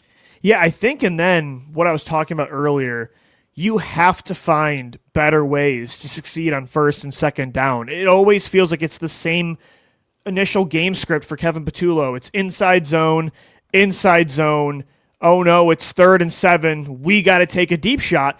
And I just don't think that's sustainable. So I want to see them be more aggressive on first and second down. Yes, when you have normally a great offensive line and a good run game and a tush push play that normally works 99.9% of the time, getting into like a 3rd and 3, 3rd and 4 kind of situation by running twice, you can normally pick those yards up in a couple plays, and they like to be aggressive on 4th down. But Kevin Patullo, Nick Sirianni, they have to find answers in the quick passing game, in the run game, to make sure that Jalen Hurts doesn't have to pull a rabbit out of a hat, because Jalen can do that at times, but I don't think that's his strength. This team is better playing with a lead and better playing ahead of the sticks more than other teams. They are built to do that. And so I think that's something I'm really going to be watching because it's been a problem all year. Yeah, the next thing I'm going to go to is protecting the football. The Chargers in every single one of their losses have either lost or matched the turnover battle. And the Chargers have turned the ball over in 10 of their last 11 games. And Justin Herbert has to do his job of protecting the football. He has thrown more interceptions this year by 7 than he did all of last year, and there's still 5 games left. Are all of those on him? No, and neither is it for any quarterback in the NFL. There's always tip passes, and there's always extenuating circumstances, but at the end of the day, it still has a 10 next to the interception number for Justin Herbert, which is something that we don't want to see and is very uncharacteristic. With him being limited, he has to be smart with the football, and everybody, make sure you're protecting that football and try to go get some turnovers on the other side, right? You win the turnover battle, you win games. It's really that simple. It's very plain and dry. And then as far as the last thing for the Eagles to win this game, to stay on track, what is it going to be for this game? I think they just need to tackle so much better on defense than they did a week ago against Chicago. Like you said, the Chargers have some good... This isn't your dad or your older brother's Chargers. Like, they have some legitimate weapons for Justin Herbert. Ladd McConkey, one again, the most explosive inside-out route runners in all of football. Quentin Johnson, like you said, a touchdown machine, an underrated run-after-the-catch player. Aronde Gadsden, somebody I loved coming out of Syracuse, and he's been really good this year. A really nice surprise. Keenan Allen is a 4th option in an offense. Reliable, man. Is Amarian Hampton playing this week? Is he back? Yes. Amari so there you Hampton go. is going to be back for this game. Exactly. There's a lot of weapons, and the Eagles did not tackle well against the Chicago Bears, especially on that second and third level. Sidney Brown at safety was such a liability without second-round pick Drew Makuba in the lineup. Fractured ankle. He won't be playing in this game either. Maybe Marcus Epps ends up starting ahead of Sidney Brown, but they cannot allow the Chargers to turn a 5-6-yard play into a 15 to 20-yard game like Chicago got, and that was a huge problem last week. So, again, another one that just sounds obvious, but tackling is going to be so key here against an explosive offense that, again, for Justin Herbert to make things easier, that's something they're going to need to create some production. No question about it. And for me, the last one, if you've watched or listened to my show, I've said this multiple times, but I'm going to say it again. You got to bring the physicality. Yeah. You got to bring the physicality and the violence. It's a non-negotiable. The Eagles have nasty players on both sides of their line. Jordan Mailata, Dickerson, Steen. On defensive line, you got Nolan Smith. You got Jalen Carter, Jalen Phillips, Jordan Davis. Just some absolute monsters on both sides of the ball. The Chargers have to bring that violent attitude from the very first snap to the very last snap. You get to take advantage of the fact that you get to physically assault somebody for 3+ hours. That has to be the mentality, right? That has to be what you bring to the table every single play. Because I've watched every single Chargers game for the last 25 years. I can tell very, very soon whether they're playing with that energy and that effort that's required, or Same. when they're playing lazy and lackadaisical and they go out there and get pushed around like they did against the Jacksonville Jaguars. It's funny how that physicality works. and violence was there against the Raiders. It was not against the Jaguars, and it must be there against the Eagles. Yeah, and the same with the Eagles. Like, it was clearly there after the bye week in Lambeau against Green Bay, against the Detroit Lions, and it just wasn't against the Cowboys and the Bears. So this game is so massive for both teams. The NFL it's such a weird season for this league. It is so close. I have no idea what to think of teams on a weekly basis. It's been the most confusing year of the NFL to me since 2017 when it was Nick Foles, Case Keenum, and Blake Bortles in the conference championship. So both of these teams need wins. It's a dogfight for these playoff seeds right now. And so that makes it entertaining, but the stakes get much higher in those kind of setups this late into the season. So it's going to be a good one on Monday Night Football for sure. You can find David at Locked On Chargers. You can find Louie over at Locked On Eagles, part of the Locked On Podcast Network, your team every day. So I have you here today on the Ultimate NFL Pregame Show. Thank you so much for tuning in. On the way out, be sure to like and subscribe button in video form, follow along and subscribe in audio form. We are here for you with 5 days a week of NFL content. So enjoy your Sunday, enjoy your football, and enjoy your weekend. We'll be back here previewing Week 15's NFL action next week. So be sure to stay tuned for all we have in store, and I'll see you right back here soon on the Ultimate NFL Pregame Show.